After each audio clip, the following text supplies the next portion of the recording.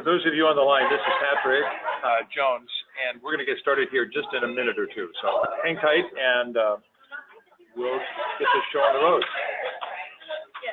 All right.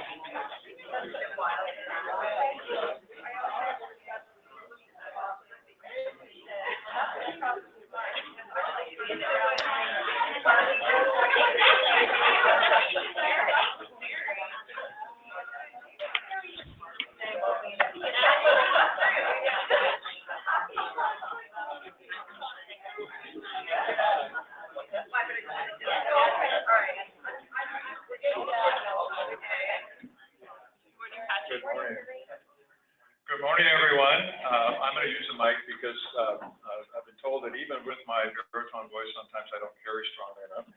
So hopefully this is not too loud for you. For those of you who don't know me, I'm Patrick Jones, the fearless facilitator for the Greater Columbia ACH. I've been doing this almost since we got started. And I want to thank you all for coming on this beautiful day. It's certainly not as nice as it is outside, but it's hard to reconvene this kind of a program out on the campus here, someplace on the green grass in CAC. So as you hopefully have seen already, we're going to have a wonderful session on one of the areas in what the ACA calls Domain 1 of our program, and that is looking at workforce, healthcare workforce. So we spent a lot of time over the last 2 or 3 years looking at ways of changing delivery methods, looking at value-based payments, looking at a whole variety of things. But if we don't have people to fill those slots, all this is really for naught. So Wes and I and others have been working on this program actually for quite a while. We're very pleased with the quality of our speakers that we're having today. So we're going to get going here by introducing ourselves like we always do, and if you feel inclined, you can actually tell the folks in the room and on the phone what you did for fun on the 4th of July. So we'll start right over here on the front row from Yakima. And please speak up. Hi, I'm Michelle Sullivan with Yakima Neighborhood Health Services. I'm the Quality Improvement Director. For 4th of July, we had family over and played volleyball. Jocelyn Pedrosa, Yakima Neighborhood Health Services. I'm the CMO and the OSIS of our. Okay. Good morning. I'm Lisa Hefner from Yakima Neighborhood Health. And the weekend of the 4th, we went out to San Juan. Two ways. We'll just go on this side for a while. So I'm Mary Horner. I'm the Dean for Health Science Programs at Columbia Basin College. And for the 4th of July, I went to a very forested area that didn't allow fireworks, so I could keep my dog protected. My name is Kay Olson, and I'm a faculty at Washington State University College of Nursing in Tri-Cities. I hate to say this, but I don't even remember what I did on the I can't recall. I'm Sarah Foster from Astoria Health, and we pharmaceutical.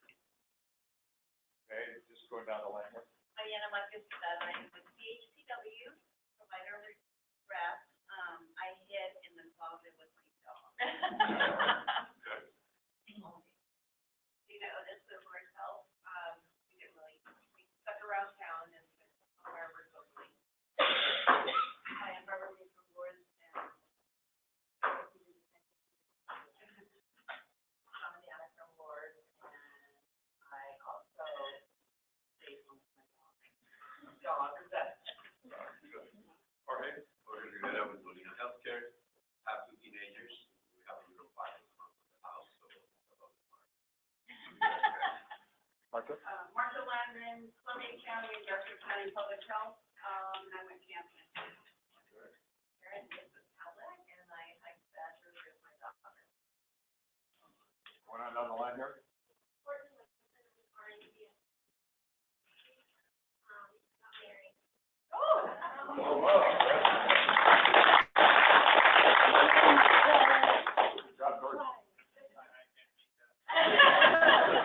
If you get married again?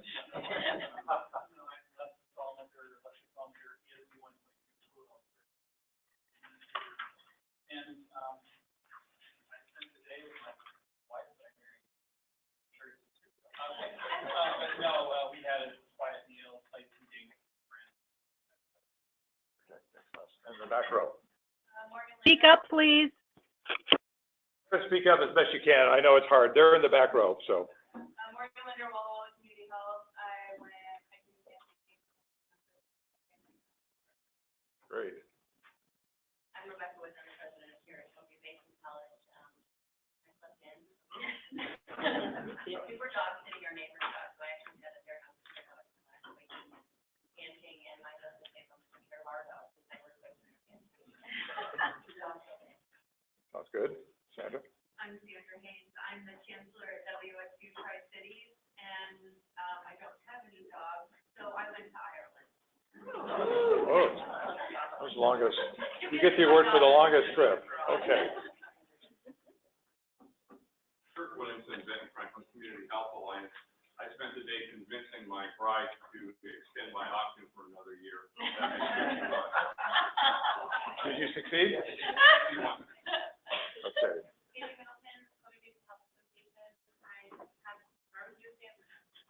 Okay, that's a very northwest thing.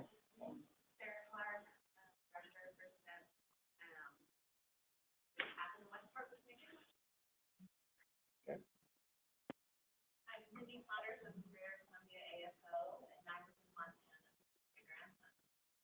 Okay, pretty good trip.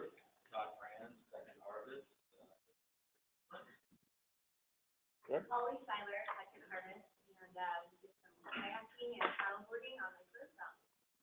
Sounds like people do. Yeah. Alex Nelson, and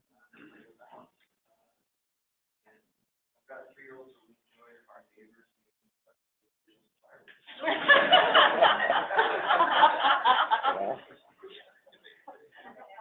From Catholic Charities, raised house, we're building a fence, they had people over, brought some food.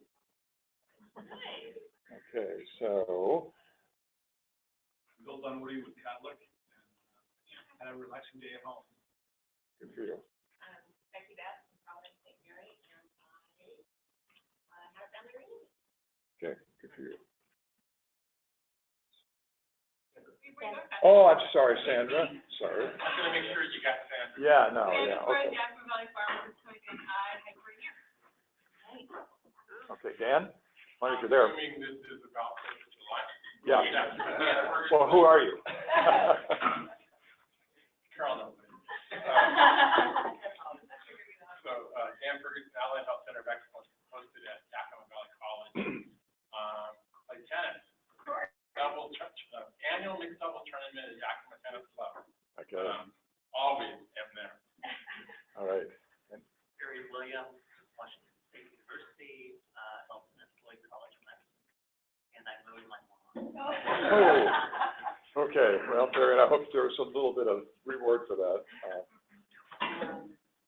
I'm Ronnie Bachelor, and I work with the board as a mobile outreach team. On the board. And 4th of July, I scoped out a really nice piece of property, not from the board, the lake actually invited me to watch the fireworks. See you. Ruben? We've been outside, right from GCACH, we barbecue and watch the fireworks from my girl's house. I'm Angela Kerr, I'm the Board Health Network, and All right. I'm John Christensen. I was inspired by our April Learning Collaborative Leadership Council meeting to delve into community care medicine. And in fact, I'm now running for the Benton County Fire District #1 commission. I'm running for public office to try to implement some of the ideas that I've heard about right here. All right, okay. My For the 4th, we barbecued with family and popped some fireworks. Maybe might have done some questionable decisions with fireworks, but it was fun.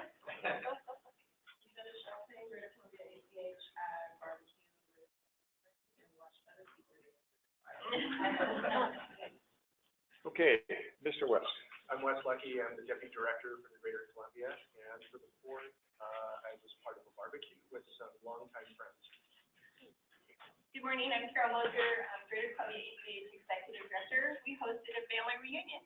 It's a good thing to do on the 4th. Nice. Ashley Fernandez, Greater Columbia ACH, and I went to block party at someone else's neighborhood with me here.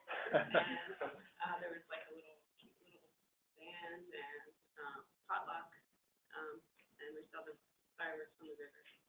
Right, block party. Becky Cohn, I am the Director of Finance and Contracts for Greater Columbia, and we have a cabin over on the Puget Sound, and so we went over there with some family and friends. Nice. And last but not least. From Greater Columbia, and I just stayed home with family. And Lauren. Oh, Lauren. Here. I'm Lauren Johnson, I'm with Greater Columbia ACH, and for the 4th of July, we barbecued. And Okay, so for those of you on the phone, if you wouldn't mind introducing yourselves. If you do want to just quickly tell the group what you do on the 4th, that's fine too. See how this goes. Hi, my name is Beth Lopez from Virginia Mesa Memorial, and I kind of stayed home nursing a child, but we did go watch fireworks. All right. Next. I'll just tell you what, I'll read these off on the list. And Amelia, would you like to introduce yourself? Did you say Mandy Olson? Pardon me? This is Mandy Olson with Kittitas Valley Healthcare, and I spent time with my family at Deer Lake. Okay. Sarah, are you there?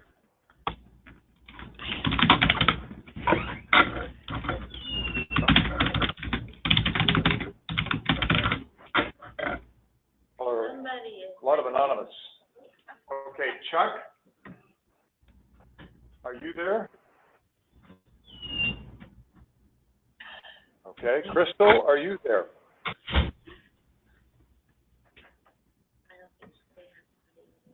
All right. Deborah, are you there? Yes, Deb Watson from Pullman Regional Hospital, and I too spent the day on Deer Lake. Okay. A lot of fun. I know that lake. Yeah. Diane, are you there? Yes, I'm here. My name's Diane Campos. I'm with Yakima Neighborhood Health Services. And for the 4th of July, I was at Lake Chelan with my husband and kids, enjoying the nice weather and barbecuing. Nice. Jean, are you there? Yes, Jean Merle with Family Learning Center, and for the 4th of July, I spent time with family as well. Great. And 2 more. Kelly, are you, several more. Kelly, are you there? I'm here. My name is Kelly Landman. I'm with Chaz Health, and for the 4th of July, I spent time with family on our boat on the Snake River. Nice. Ken, are you there? This is Kendall Ray from Farm Workers Behavioral Health. For the 4th of July, I just hung out at home. All right, nothing wrong with that. Dr. Kevin, are you there? No. Mary, are you there? Good morning, Mary O'Brien, also with Yakima Valley Farm Workers Clinic. Family barbecue and fireworks in the old backyard. Okay. Sorry, Patrick, I was muted twice. Go ahead, Kevin. Yeah, this is Kevin Martin, Kittitas Valley Healthcare. For the week of the 4th, we had my stepson and his initially girlfriend, later fiance, up from Florida, where we were part of a conspiracy to smuggle many Floridians, folks from Delaware and Los Angeles, into Seattle without Amy's knowledge for a perfect surprise party for their engagement. Mike, are you there?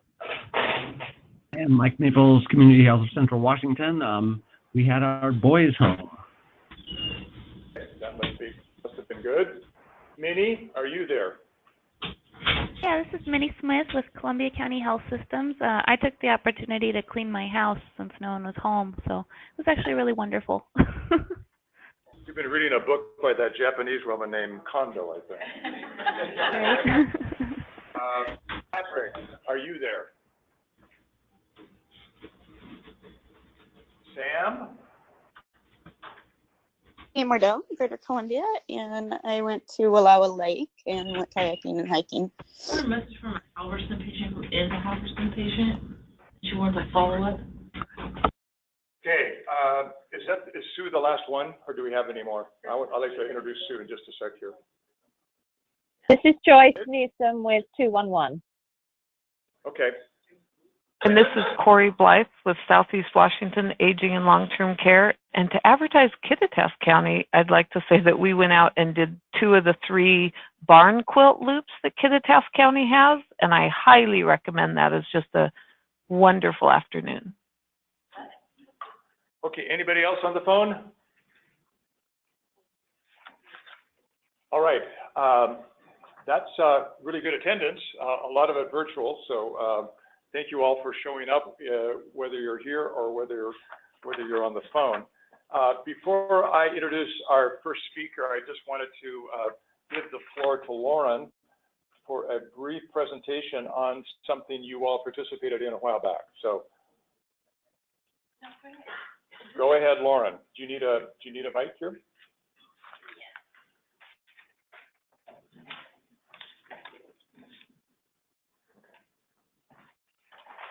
Hi, everyone. I'm Lauren Johnson. I'm with Greater Columbia GCACH.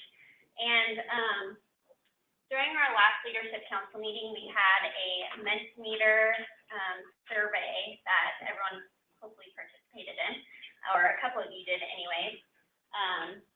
And the category was on workforce, which is what we're talking about today. So we just wanted to report back on our findings from that survey. So as I mentioned, the survey was sent out, or not sent out, it was presented in during our May Leadership Council meeting. There were about 22 respondents, and it was only 2 questions. It was really brief. So our first question was, what employment positions are most in demand within your organization? And I just want to note, you may notice that if you add up all these numbers, it's more than 22 respondents. That's because a couple of you had several different categories in your responses. So you might have said technical assistance or administrative or nursing. So we separated those into 3 different answers. So what we found was behavioral health, clinical, and nursing positions seem to be most in demand currently. As far as behavioral health, that's your licensed social workers, behavioral health specialists. And then as far as clinical, the clinical category is medical directors, nurse practitioners, medical assistants, case and care management. That's pretty self-explanatory. That may include case managers, obviously, peer support. And then as far as the administrative category, there's a couple of different responses. What we found was mainly finance personnel, receptionists, IT policy analysts, and then informatics. And then technical assistance. What we found that a couple of responses said practice transformation navigators, and we consider them to be technical assistants, so we categorized them under that. And then as far as emergency response, that was EMTs and firefighters.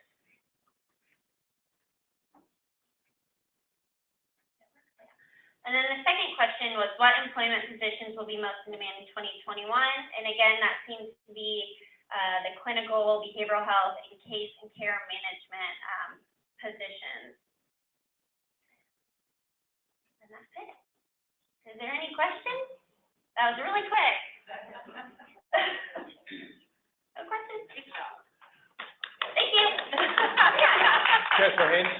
I'm just wondering if we can have the results, if you can send the results out, or is that confidential? No.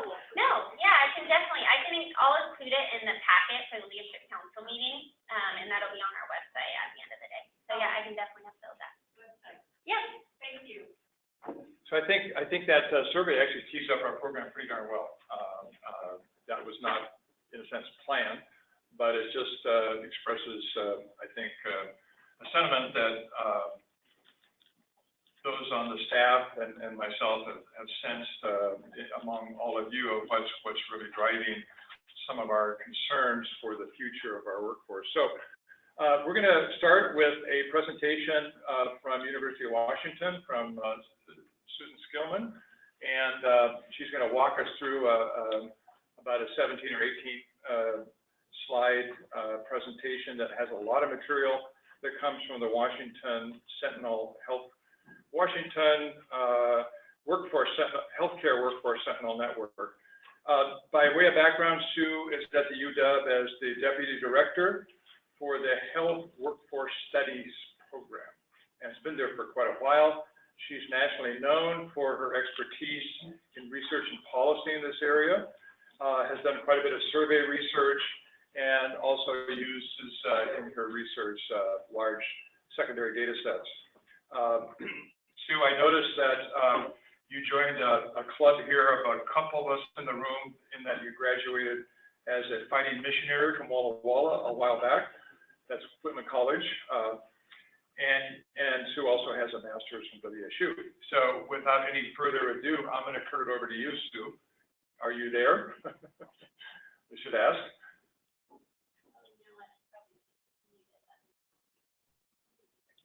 Okay. Oh, can you hear me? Yes, now we can hear you. Okay, you're on. Oh, okay. Okay, I was just making a comment that unfortunately we're not fighting missionaries anymore. It's something like a new mascot is the Blues, I think, is what they went to.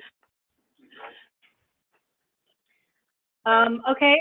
Can someone? Lauren, I made you the presenter. Do you want to share your screen, or would you like me to show your slides? Actually, why don't you go ahead, because I might fail in figuring that one out, and I can just tell you to click when I need to go forward. So, while you're setting up the slides, I guess I had a question about that previous results that you showed.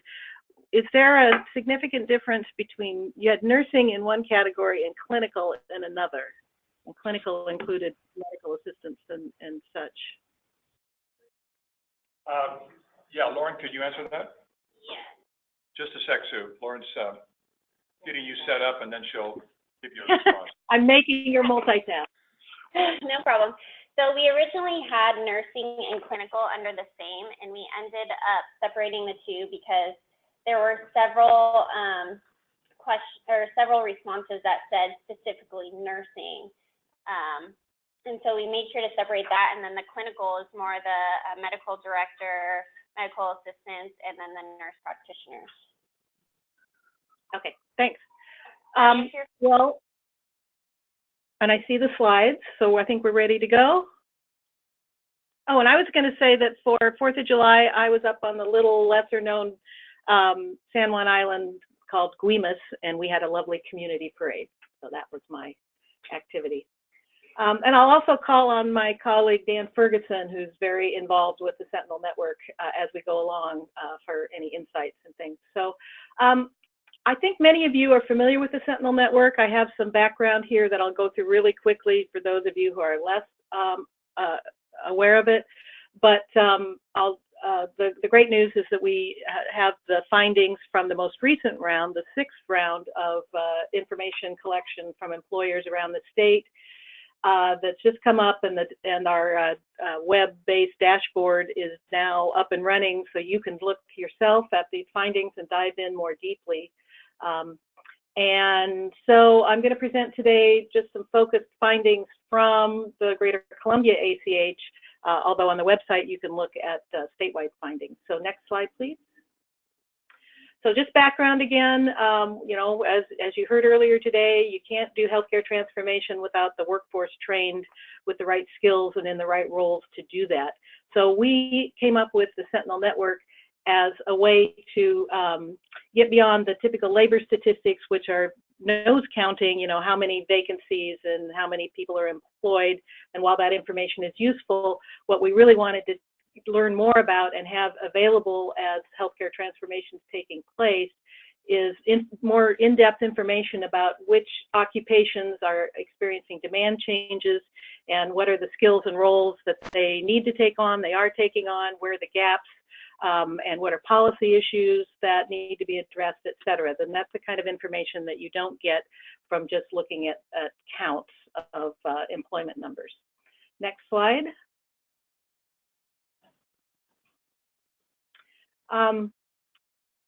So did we skip the slide there? It feels like it skipped a slide, maybe not, okay. The Sentinel Network asks just a very short set of questions. We're asking this twice a year and then trying to get the information up on the dashboard as soon as possible. But then I should say that the Health Workforce Sentinel Network is an activity of the State Health Workforce Council.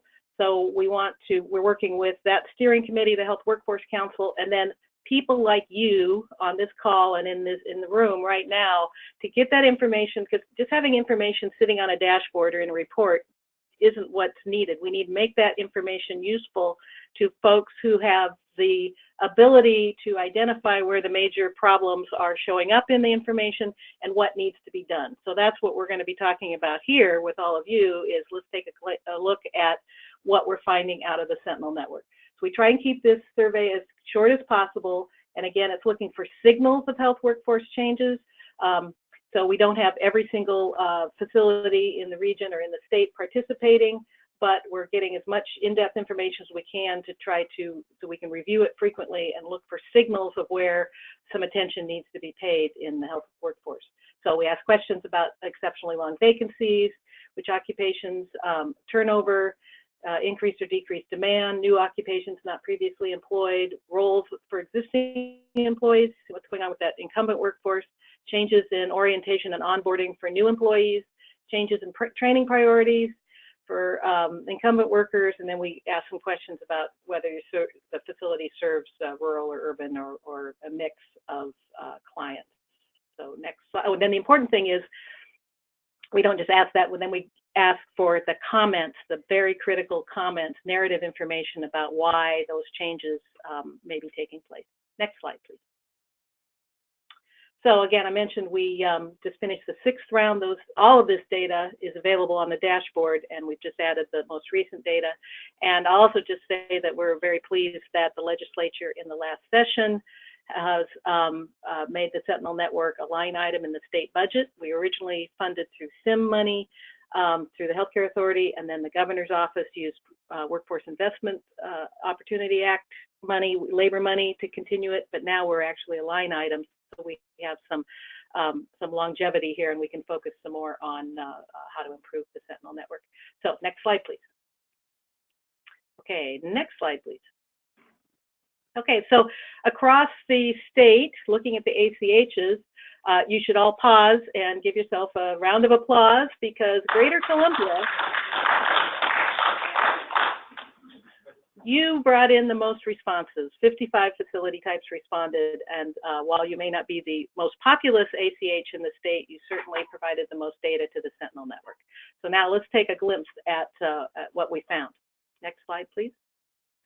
Okay, so first of all, this gives you an idea of, I mean, the Sentinel Network is designed to take all comers. So we may not have a lot of data on certain facility types, but at least we have, you know, some. We'd love to get more, and of course that is dependent on you all helping to bring people to the table to provide the information. But so this time around, we had data from Greater Columbia, from 11 behavioral health related clinics, 9 nursing homes or skilled nursing facilities, 7 FQHCs or other community health clinics, 5 small hospitals, 3 large hospitals, et cetera. You can see how that plays out. So that's a good representative of the healthcare facilities in your region, and with a particular emphasis from behavioral health. They were the most frequent. One thing we've seen over time with Sentinel Network is those facilities that are having, I think we might say, the most, or have, you know, issues around their health workforce, are the more likely to come to the table. And I think that in itself is a finding out of the Sentinel Network. So the other numbers here shows the percent of those for example, of the 11 behavioral health facilities, that how they responded to the whether rural or urban composed most of their clients. Okay, next slide, please. Okay, so as we dive in a little more deeply into these findings, I just want to review with you what we think, how you should view these. So first thing is, these are signals. These are not representative surveys where you're going to say 80% of all, hospitals in the region said this. So we're going to look at this information and first of all think, did this ring true? Did multiple people say this? And have you heard this elsewhere or elsewhere? So that's kind of the first way to view this, view the findings. And then think about if there's an issue there, or when you look at the issue, which bucket of solutions, of potential solutions, does the issue fit into? Is the signal something that could be addressed by, and click please. Click please. One click, there we go. Is it something that the education and training system can help with? And this is an issue that I really like to make a big point about, that not all health workforce issues are solved by turning up or down the education spigot. Many of them can be. Sometimes capacity, we need more of X, Y, or Z, but often that's not where the solution lies.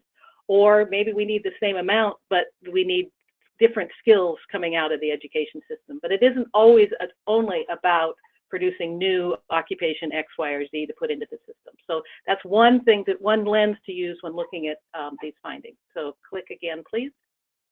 Or is it something around incumbent worker education and training? Do we need more behavioral health skills in our medical teams so that they can integrate behavioral health? And so that's an incumbent worker question or issue. Next click, please. Or is it policy or regulation? Dan and I were at a meeting yesterday where we heard a whole lot about how long it's taking Department of Health to get people's credentials processed. That's not something that the education spigot can deal with. That's a policy or regulation issue. Or is it scope of practice? Or is it new regulations that are changing how we staff our facilities? Okay, next click, please. And then there's some that are just, you can leave that other one up. It's just the healthcare marketplace, and we have to think differently about how we address those questions. Long-term care facilities will continue to struggle to compete for nurses with hospitals. Rural areas have difficulty attracting different occupations, and there are different kinds of solutions. I mean, we could turn the spigot up at the education systems till the cows come home, as they say, but that may not get those occupations to work in the places where there are shortage gaps. So we have to think of other kinds of solutions to address those problems. So now we will dive into, with that framing, we'll dive into the findings. Next slide, please. Okay, so across the entire Greater Columbia region, these are, with regard to the which occupations have had exceptionally long vacancies, this is what your facilities reported.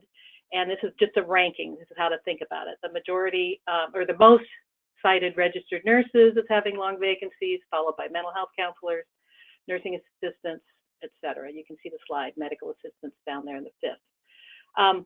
Now, when you look overall statewide or at a region, remember that this is going to be heavily influenced by the facility types that happen to respond. So if you go to the next slide, I think this can be a good way to look at start drilling into the findings. So when we look at those kinds of numbers, in behavioral health clinics, 3 out of the 11 respondents said mental health counselors had exceptionally long vacancies, similar numbers with the chemical dependency, substance abuse workers. If we look down below, long-term care, registered nurses, 8 out of the 12 said they had exceptionally long vacancies for registered nurses, and the same number cited nursing assistants, licensed practical nurse. I will say that these are very similar to the statewide findings as well. Then we go to the federally qualified health centers combined with primary care clinics, and it's kind of a mix. I wouldn't say that these numbers, you can see that they're all 3 out of 9, 3 out of 9. But it's the chemical dependency, medical assistants, mental health counselors, registered nurses, physicians, they have a lot of different needs. And the hospitals, interestingly, medical assistants were frequently cited.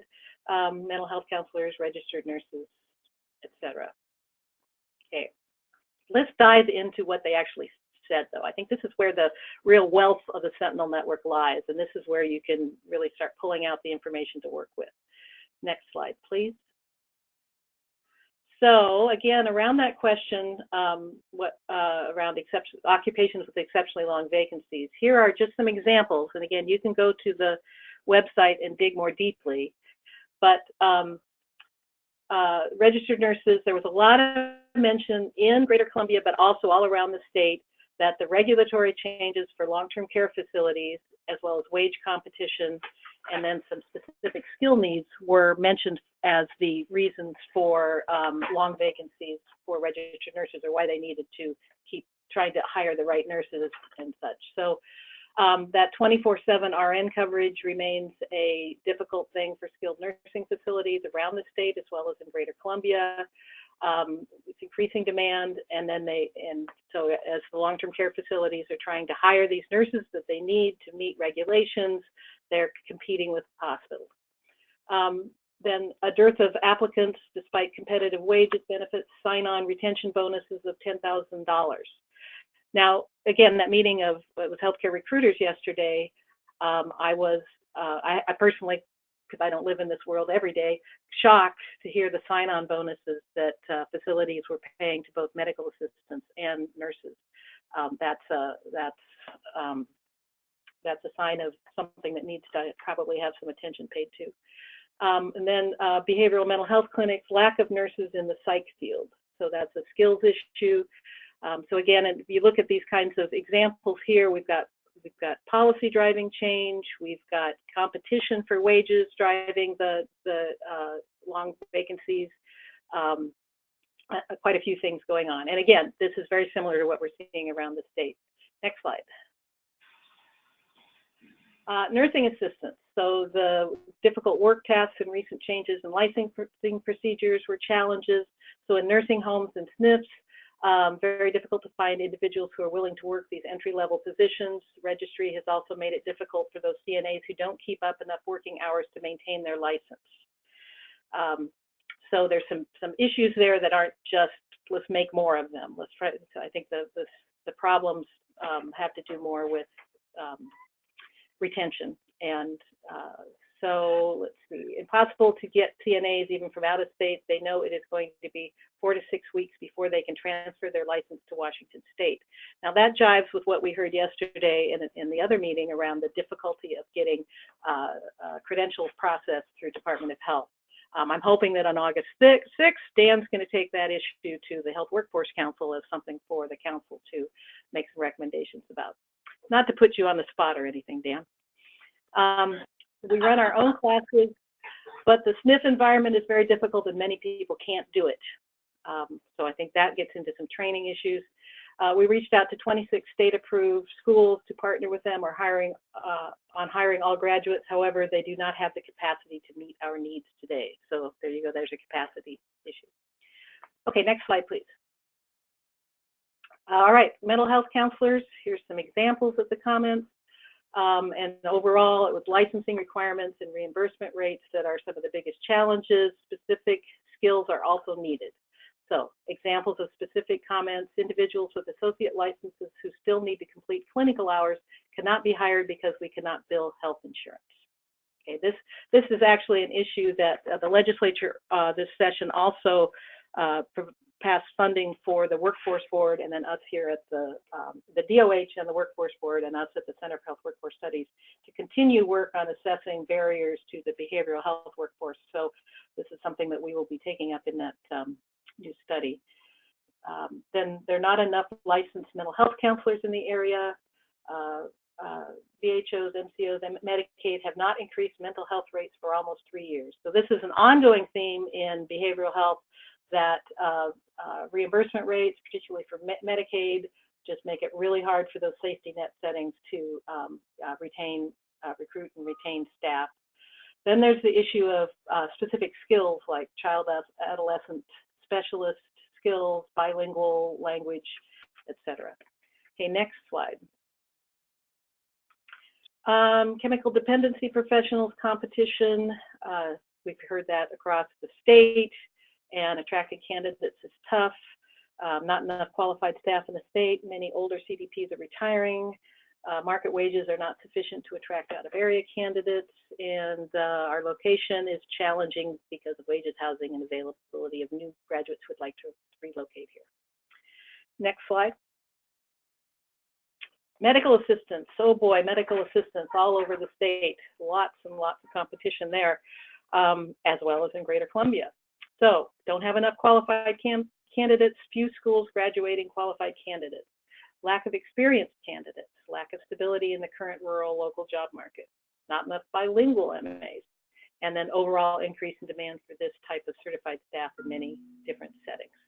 So we spent that meeting yesterday was largely focused on medical assistance. Lots of work that can be done in that area. And of course, you're probably familiar with apprenticeship programs for medical assistants that are taking off with great guns on the west side of the state. And I know there's some apprenticeship programs going on the east side, but at some point, I don't know if you've talked about that or not, but not so much an overall solution, but one complement to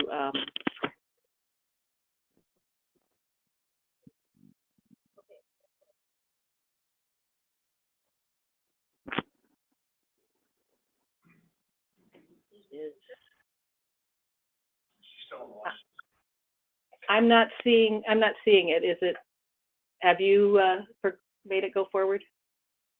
Oh, there we go. Okay. Okay, so those are examples. That's not all the information that's available, but that gives you an idea of the kind of findings there. So what I would recommend, we would recommend, and I think the Health Workforce Council would recommend, is to take this information and identify where are those signals that deserve greater attention, maybe deeper dive, more exploration, and who are the key network stakeholders who should review and respond to those findings. And which ones need more study, or so how do you, the thing about the Sentinel network is it's not just about the data. We want the employers to be connected to the policymakers and the educators and everybody who can help address the issues by connecting them with this information, the data from the Sentinel network. But the action is around the full network. So the other questions to look forward is how to prepare for the next round of data collection, which will be probably in October, and be thinking about how to maintain your great, excellent response from Greater Columbia and how we can make it even larger in the next round. So those, I think, are my slides. There may be one final one there that should have the and interestingly, I didn't put the website on it for the Sentinel Network. Again, that's wa.sentinelnetwork.org. So I will open up for questions, but actually I'll turn to Dan, who is my partner in crime here, and see if he wants to add anything to what to do with this information. Dan, do you have something to add? Well, I think the last two questions are really important. I've been on the steering committee for 2 years, both working with the Health Workforce Council and directly with Sue and her folks at the Center for Health Workforce Studies at the University of Washington. And my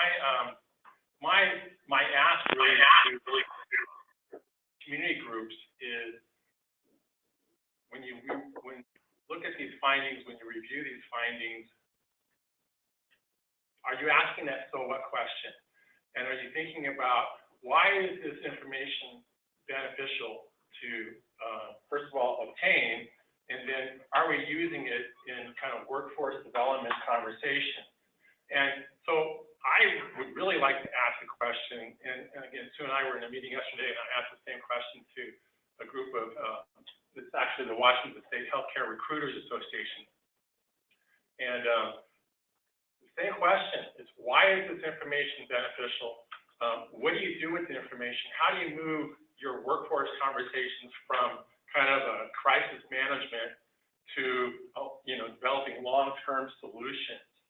And so we really have to move across the state from, again, those one and done, let's let's try to fix the problem with this particular solution, and how do we move this conversation to where both industry partners and academic partners are working together from the beginning of the planning process and not at the end of the planning process?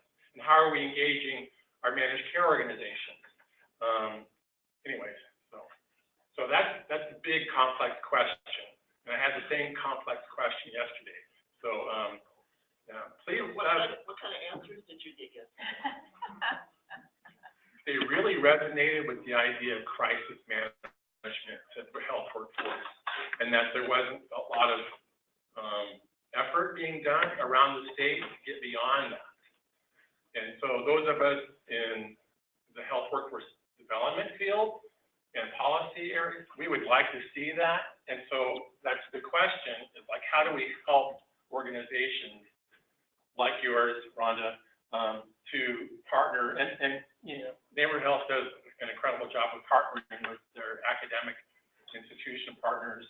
But how do we develop those partnerships and relationships, again, for sustained partnerships, for sustained kind of activities and projects that really help the local workforce? Can I just turn that around and ask you, how does academia respond when you look at somebody from the college who's working in health workforce, when you look at this information, what do you do with that information?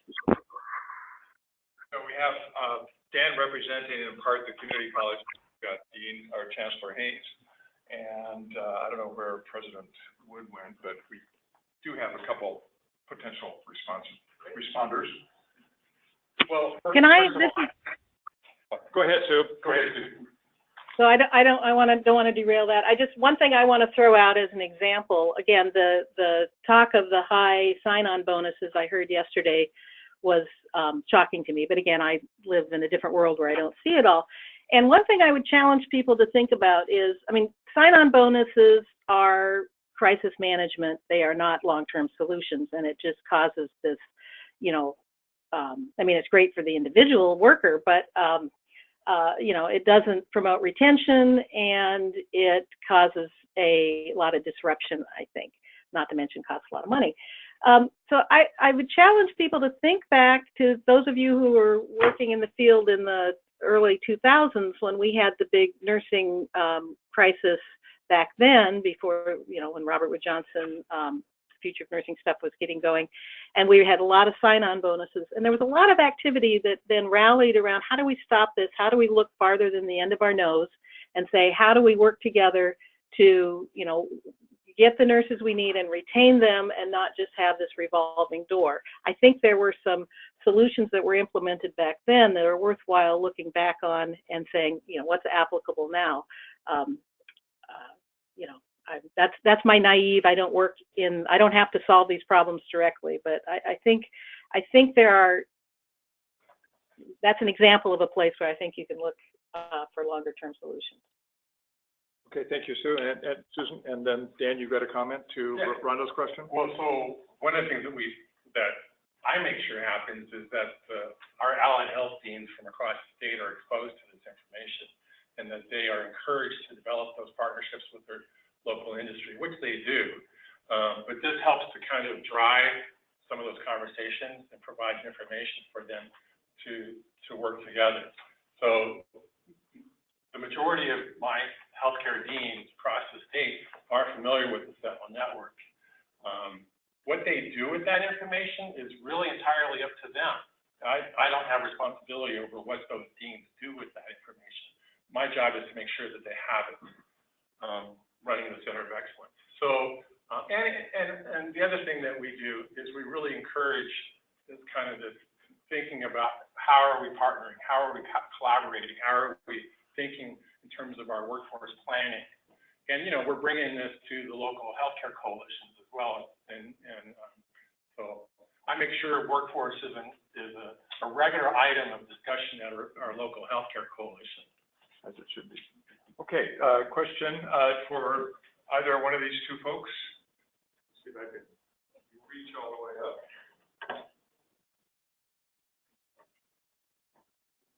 I was wondering, as far as universities, colleges, are we asking people what they want from employers? In my research, I know we're losing an awful lot of people to tech and Google and Amazon, and I'm wondering, rather than slap on a sign-on bonus, it's got to go deeper. And I remember years ago, Johnson & Johnson did the whole campaign about nursing, and there's such power in storytelling, and we got to find a way to compete with large tech companies. And in an age where we all crave social connection, I think you could really leverage storytelling and blast it all over social media platforms and Twitter, and I don't know. Chancellor Haynes, do you want to respond to that one?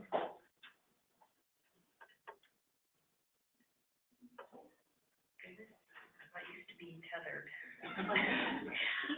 So I did want to respond to the overall question, or the last two questions, and that is, at WSU Tri-Cities, we're in the middle of a strategic plan, and we are absolutely asking employers what they need and what they want. And so I think that that's vital. I think higher education is getting better and better, although we can still get better and better at making sure that we're involving our communities when we're developing our programs. Some of the things that that we're also doing, especially at WSU Tri-Cities, and I have Farian Williams with me today, who is the Dean of Medical Education, not medical education, clinical education, thank you. I knew it. Clinical education for the Elphinus Floyd College of Medicine out of Spokane. And one of the things that we're doing at WSU is to make sure that we're trying to meet the rural medicine need. And we're doing that by embedding our physician trainees into rural communities such as the Tri-Cities and across the state. I also have with me Kay Olson, who is our nursing director, soon to leave us, but I have to say that every time, so hopefully she'll feel guilty and stay. And we're working very hard to especially make sure that the nurse practitioner workforce need is met. So I would say that we look at Tri-Cities, we certainly look at this data, we take it in, we value it, and we could get better. We could get better at our partnerships, and we would love to partner more with you. I think when you hear from Farian and Kay, you'll also hear that some of our restrictions are not about the university itself. It's about how we can partner with the community and how we can't partner with the community, because there are limited clinical sites sometimes within communities that limit our ability to output the physicians and the nurses and the other health practitioners that we need. So it's kind of a partnership, push and pull. Okay, thank you. We have 5 minutes. I'd like to hear from anybody else. Perhaps respond to the question we just heard about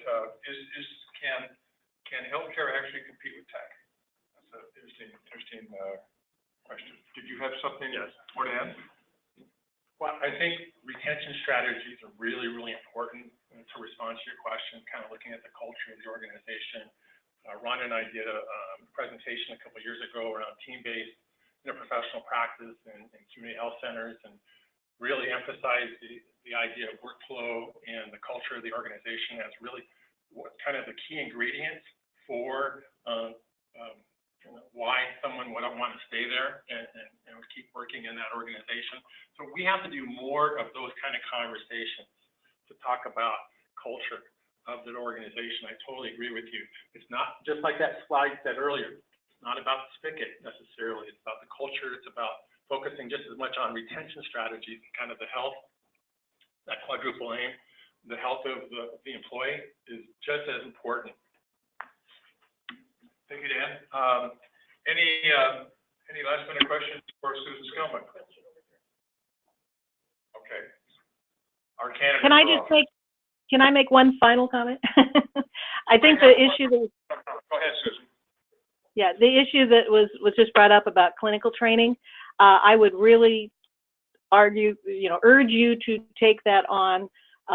Clinical training sites are shrinking nationwide, as well as in Washington State, across the board for health occupations. And then there's the pecking order, the physicians come first, then the NPs and the PAs, and then the nurses. And then you've got, MAs and, you got the whole group that need clinical training, and that's how we make sure that our health workforce is prepared. I kind of hear people around the country, it's not just here, kind of shrug like, oh, the productivity demands are higher and there's less money, and so the clinical training sites are harder to get, and they almost accept it. I think that's a big problem, and I think it's something that particularly at a regional level, you all could work on to try to find, work on solutions for. I think that could really help our education systems out a lot. Okay, thank you. We got a question here. John Christensen, and I am the candidate for Benton County Fire District 1 Commissioner. Okay, that'll be it for campaigning for the day. I just say that so that you understand why I've been thinking about the question that Dan raised. How do you move your organization from a crisis management mode to long-term solutions? And because I just encountered in finding out what the fire district commissioner does, the fact that the thing that concerns me most about fires is wildfires that burn into populated areas. And there has been an extensive report written by, I think it's the University of Idaho, relating to what Benton County and specifically our fire district, along with the other ones. These are experts who wrote, a lengthy report on the subject, and they recognize that we should be doing some things to mitigate what happens if a fire comes into town.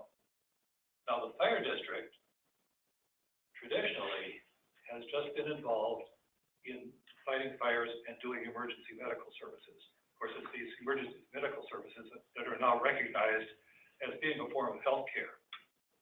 But that's the sort of pigeonhole, or that's the role, specific role traditionally performed by fire districts.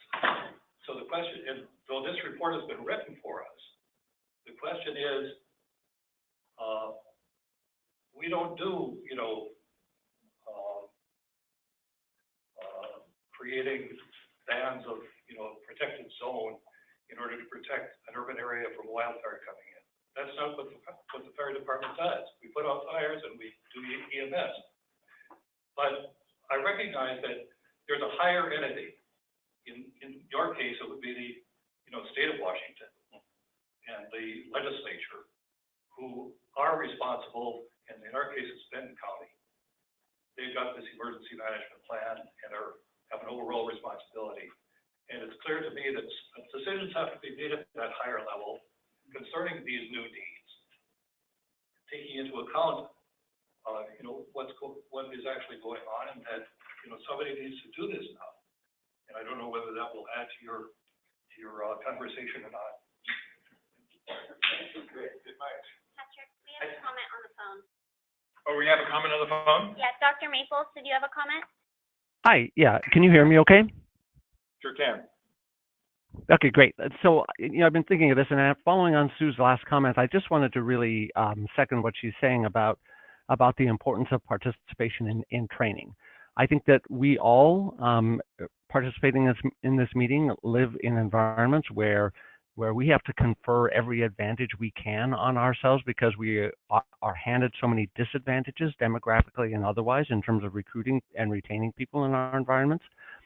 If we were not participating in training and creating homegrown solutions with regard to family medicine residency training, medical school, psychology training, MA, DA, and others, we would be in a world of hurt, speaking for ourselves and I think for our community as a whole in terms of our workforce issues.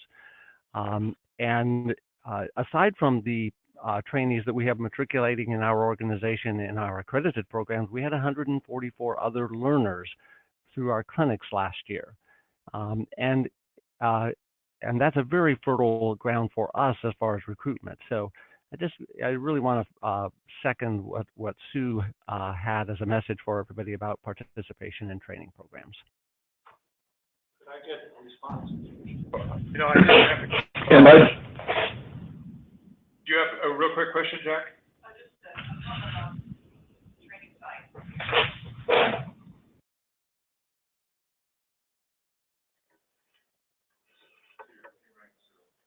Jack Davies, Northwest Rural Health Network. I just want to advocate for rural health systems as clinical training sites. There's strong interest in that, and of course, it ideally helps attract providers to practice in rural communities. But many smaller health systems have challenges getting ready to host trainees, and that may be an ACH role, an opportunity to help prepare rural sites, train sector, the other sites, make them more better having training. I'd sure welcome that support. Thank you. Thank you, Jack. You want to respond to that real quickly? Make room for Mary Horner, so Steve, go ahead. So many of you may know that we have a workforce committee as part of Greater Columbia that Dan spearheads, and we have some scholarship funds that we have been trying to figure out how do we allocate this $490,000 that the board has set aside specifically for workforce. So part of this conversation today is going to inform those decisions that are made, and we're getting lots of requests for those funds, but we want to be very strategic in how we place them. So this opportunity today to voice your opinion, to let us know, is going to be very helpful as we move forward with the decisions made on that scholarship fund. Thank you, Carol. So we're going to shove on to our next speaker, but before we do, would you please join me in giving Susan Skillman a big round of applause for this. So Susan, you're welcome to stay on. We're going to hear now from Mary Horner at CBC, and I got to know Mary when she was Dean of Health Sciences. I don't quite know your Dean of, still is. Director of Nursing. And Director of Nursing. So would you want to walk around, or do you want to stand behind the podium? I'll stand behind the podium.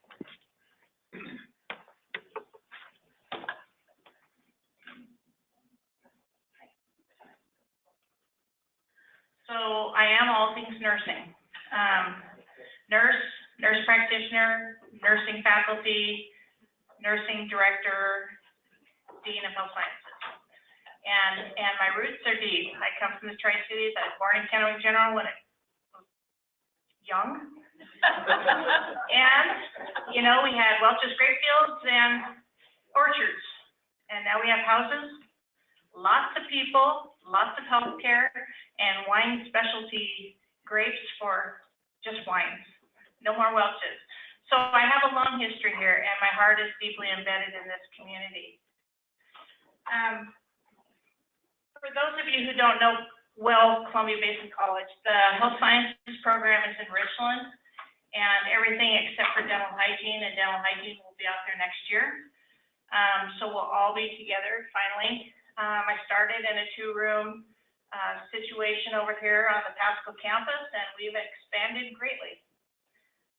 We have 2 buildings over in Richland. Just a quickie, we have the Health Science Center, which was the original building, and it was first started to house nursing and our EMS programs, paramedic, EMT, and fire science.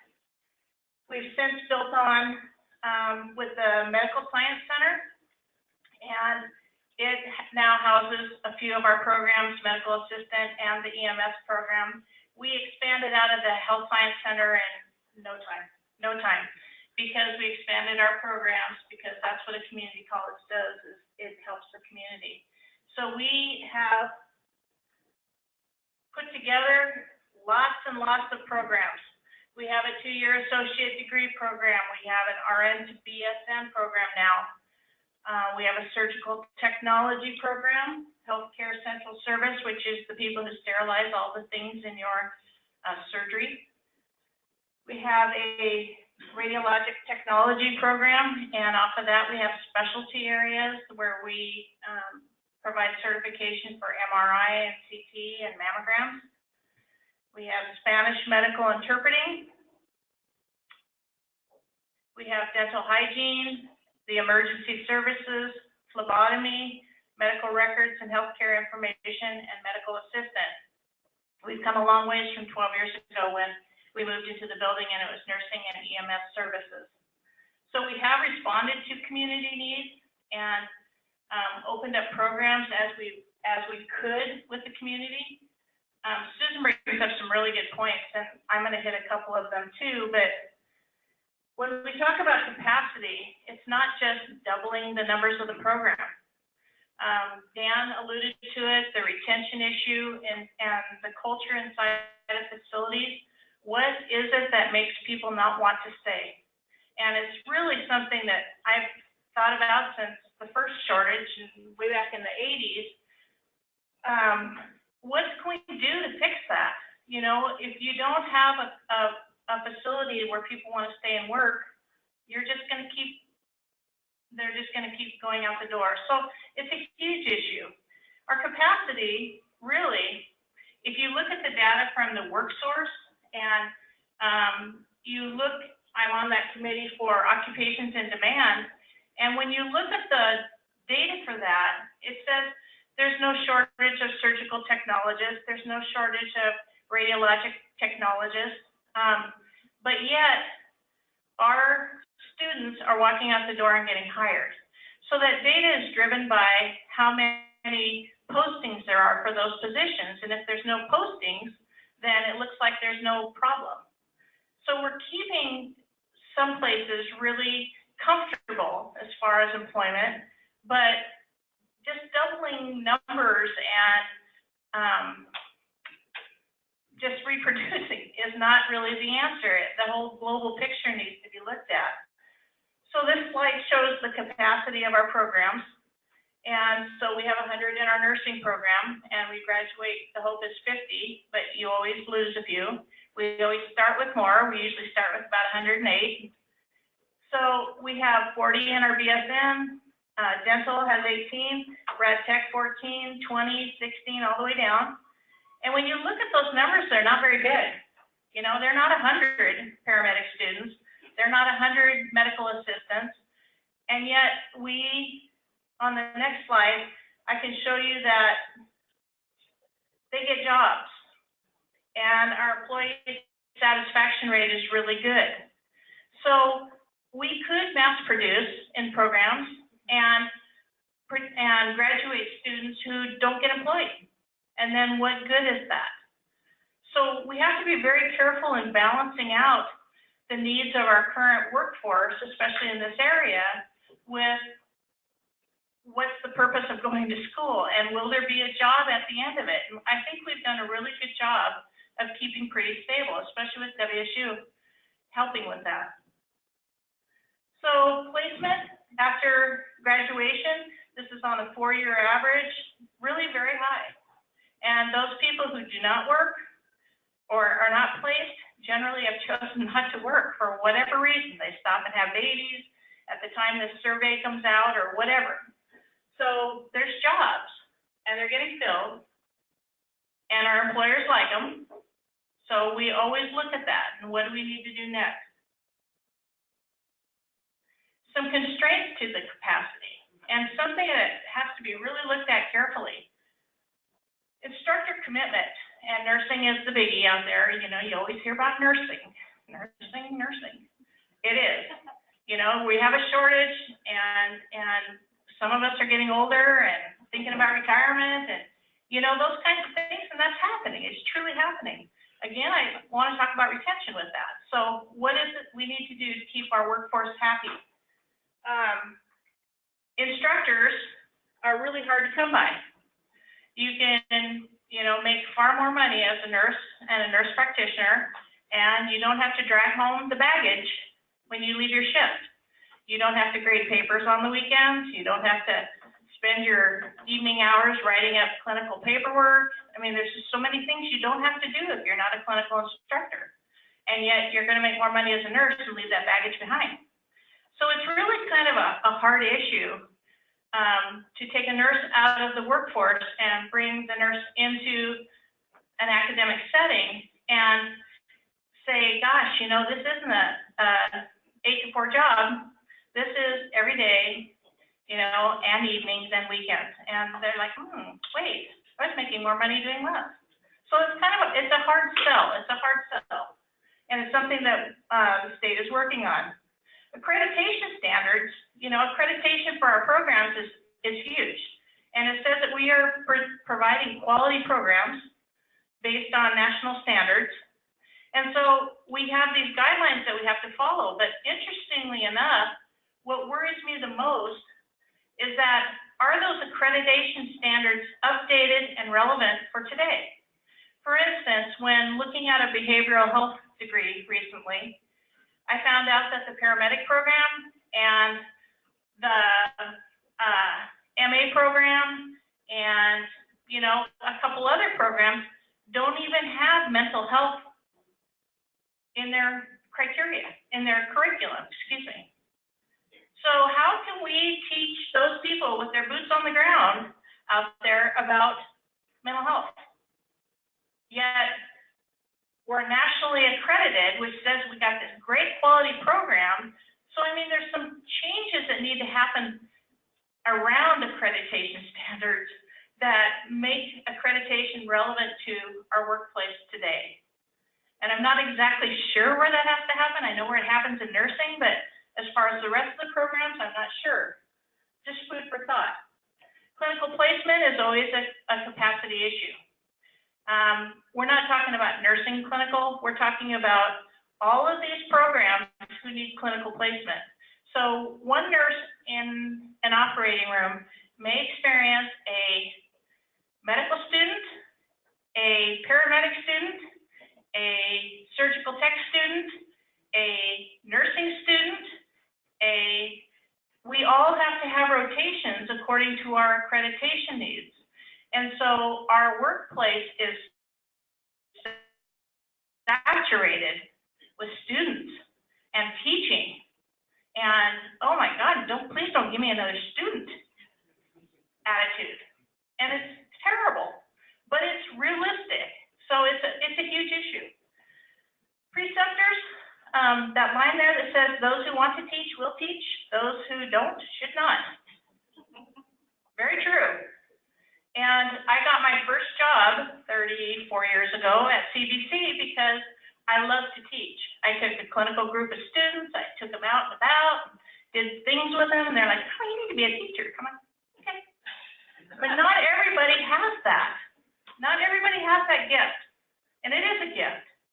Being an instructor is a gift, and being able to teach 34 years of nurses to graduate and see them out there in the workplace is a gift. I'm very thankful, but not everybody is a preceptor. So when we get into these programs, we need preceptors, and they're burnt out. They just say, I had a preceptors, I don't want anymore, you know, forget it. Student debt, always there. So work versus school time. Can they work? Can they go to school at the same time? And how are we changing our programs to adapt to today's needs? Preparation for academic rigors, often always been there. And then the online programs competing for space. I used to say that nursing was really prescriptive. They want to know everybody who's coming into Washington State. They want to approve them. They want to have their hand on everything. Well, now I want it on all the programs because we're losing numbers for our programs for poor quality online education. How can you be a paramedic and never put your hands on somebody, or a nurse, or a medical assistant, and so we are competing with those because students see that they can get a cheaper, not necessarily cheaper, I'll take that back, I suck that one right back in, but a faster education and not have to go through all this college stuff. You know, this is online. I can do it at home. So it's a huge problem.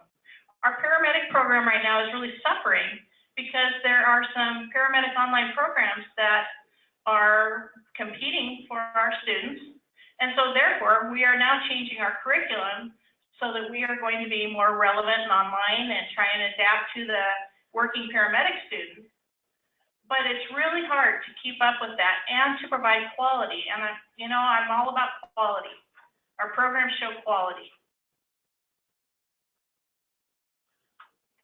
We do some cross-discipline training. This is one of the things that was brought up, and there's actually so much more, and not enough time to really talk about it, but all of our programs teach to each other inside of the college. And outside of the college, I didn't include that because our nursing programs work together to do community projects and to work at the Union Gospel Mission. And so our partners out there are working with us as well to provide some intercollaborative education opportunities. MA students, one of the things that's rich right now is our MA students are graduating with a community health worker. It's offered from the DOH, it's free. We provide the classroom for it.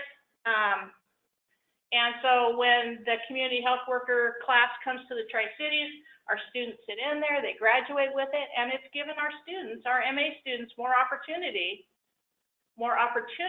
for employment because they have it. So I look at that and I say, okay, what else can we do? See, I said it, what else can we do? Suicide prevention training is mandatory for some, but not everybody. Why? Does only one field experience suicides? Does only one field need to know about what to do when you have a suicidal person on a sidewalk? Does only one person need to know that? So, huge mistake, you know, as far as I'm concerned. Now, obviously, I'm going to get into my opinions here, but also, you know, behavioral health and the mental health first aid training. It's excellent for anybody. And so, currently, yes, it's the teacher in me. I want to move. So, currently, for licensure in the state of Washington, we need to provide evidence that our people have had 7 or 9 hours, I can't remember which, of HIV/AIDS training. So that WAC came out, I don't know, how many years ago? Forever. Yeah, forever ago. And it's not relevant. We have so many other diseases we need to worry about. HIV/AIDS, forget it. So why can't a simple move be, you know, let's give them the mental health first aid training and make it mandatory, and the suicide training and make it mandatory for licensure? That way, everybody, paramedic, anybody who gets a license can be educated in this, and we're moving them and we're pushing them out into the field. Seems really simple to me. Can you guys do that? I'd like to see it done soon. I'll bring that up. It's just, I mean, I know that the HIV/AIDS has been there forever, but it's really not relevant in today's world at all. The other thing I'd suggest is immunization clinics everywhere. Everywhere. So if you have them in Rite Aid and Walgreens and Yokes and public health and the hospitals, that's great. But what about the other population of people who's not shopping in those areas? We need to reach out. We need to get out there. We need to get it done. I don't know how to do that. I'm just telling you, you need to get it done. Where else, Mary, for those clinics? Where else should we put it? Where else? Yeah. You mean other grocery stores? Other grocery stores. Yeah. Some of the more popular grocery stores would be a really good idea. Walk in the door. Walmart has had them, I think. What's that store down there in Richland, as you're driving in George Washington Way? Yeah, Winco's. Definitely a biggie. So I just think that there needs to be more in your face talk about what to get done and how to do it. Okay, I already did that one. But this is just the website for the mental health first aid. And these are the topics that are covered. And anybody who has boots on the ground, all of our EMS people, EMT, firefighters, paramedics, nurses, whoever's out there, you at a restaurant. Yeah. But is it mandatory? No. Yes, it should be. So please, you know, if you're an employer, lock your employees into this and get them going at least. We can start there. But it's really a good education.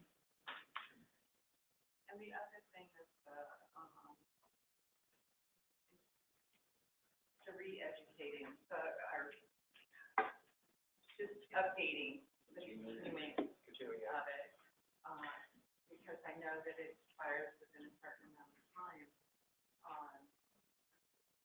You retain a certain amount of that, and you go through it the second time, you get a little bit more information. Absolutely, with all education. Right. Yeah. So I think it's really important that be a mandatory as well. So updating the education Yeah. each year with licensure or whatever. Absolutely. Yeah, I agree, you know. I appreciate that you did, maybe I'm starting. Well, we gotta, yeah, just proof. But I appreciate that you did the community health worker piece, one that you didn't get your support. I'm also a certified peer counselor. Okay. I'm also a community health worker. Okay, good. I do boots on the ground. I've had the trauma-informed care should be a number one priority. We should talk then. Yeah. Because I need a little education on peer support. Okay. Yeah. So stay here, Mary, we got 5 minutes, and let's open it up for questions about CBC's programs. Going to be a question or a comment, John? It's a question, just like my last one was. Well, that was really long. Let's keep it. This will be brief. Okay. It has to do, as you may imagine, with fire departments and fire districts. Ms. Kerner asked, what would be a good way of making immunizations more available, a lot more widely available. And it's occurred to me that fire stations generally have say, an 8 or 10 minute response time. They're spread all over the place for that purpose. And that's right. It's not, when you asked the question today, it wasn't the first time I thought about this. I think that might be a good reason to consider doing immunizations in the fire stations, maybe with the paramedics there. Well, because they are, in terms of their location, geographically distributed. No, it's an idea. It doesn't hurt to put them out there. I mean, it's getting the immunizations and being able to do that. It never hurts to put it out in more places. Okay, any further questions about CBC's many programs? Were you surprised by some of the comments that capacity may not be that an issue, may not be as pressing an issue as we once thought? If we can't keep people engaged in the workforce. One of the things I didn't say about capacity was accreditation also mandates what our capacity is in the clinical setting. And so that's a big issue as far as how many students we can take into clinical per instructor. All of the programs that are accredited have certain numbers they need to stay with. So let me go over here to Rhonda Howe, and then you've got your hand up too, Carol. Yeah. So I'm looking for Dan. Did he leave the room? Yeah, he just went out. Oh, well, my question was going to be, and maybe you can answer this, in terms of capacity, is this typical of other community colleges and health and workforce programs around the state, or is CBC unique? I think it's not. I think it's typical of the location. So you look at capacity as to the location where you're at and what the need is in that location. So I don't know, Carol, is it typical? Do you know? Capacity issue in the state in terms of programs? I'll just, I followed up a little bit in my role at the university, and I will say it sort of depends on where you live. If you live in a really high growth rate area like the Tri-Cities, yeah, I think capacity is a problem. If you work in other communities or live in other communities where not quite so robust population growth and the pressures aren't the same, I don't think it's as acute. So Mary, you and I talked about CDC starting the behavioral health program, and you mentioned that you had sent out a survey and the employers were not that interested, which really surprised me because given the results that we've seen in the Sentinel Network and here that even just the brief survey that we did. So could you talk a little bit more about that and the results? Do you want to talk about that? Anybody? So we looked to see if we could put together a behavioral health degree and what that would look like in working in the community and what the community needed. I don't know if anybody spent any time looking at behavioral health WACs. OMG. That's all I can say about that. They're as long as my body and as hard to understand as my body. Terrible. Regardless, we tried to think about what, knowing that the need for mental health people is out there in the state, and what those people are, who those people are, what people are needed out of that whole behavioral health circus of WACs was really hard. And so we tried to think about, we met with a diverse group from Lord's Counseling Center and got some feedback for that, and ended up saying, you know, we don't know what to do here. We don't know what to develop. We could develop an AA degree, and they might come out and work for $15 an hour in the counseling center as a counselor, I believe. Is that right? Okay. Or aides can work with a high school, right? With high school diploma. So it was really tough to figure out what we needed, and just to create another title just adds to the confusion of the workplace. And so it's got to be really clean and really understood by all parties who deal with behavioral health, what is needed. And I'm not sure that that's out there. John? Bill from Cadillac. Yep. The biggest demand that we're seeing in the area of behavioral health is two areas which I don't believe that you addressed. One is an LICSW, because we need to have the ability to bill for the services. Right. So that's the biggest issue, is identifying those. So we've got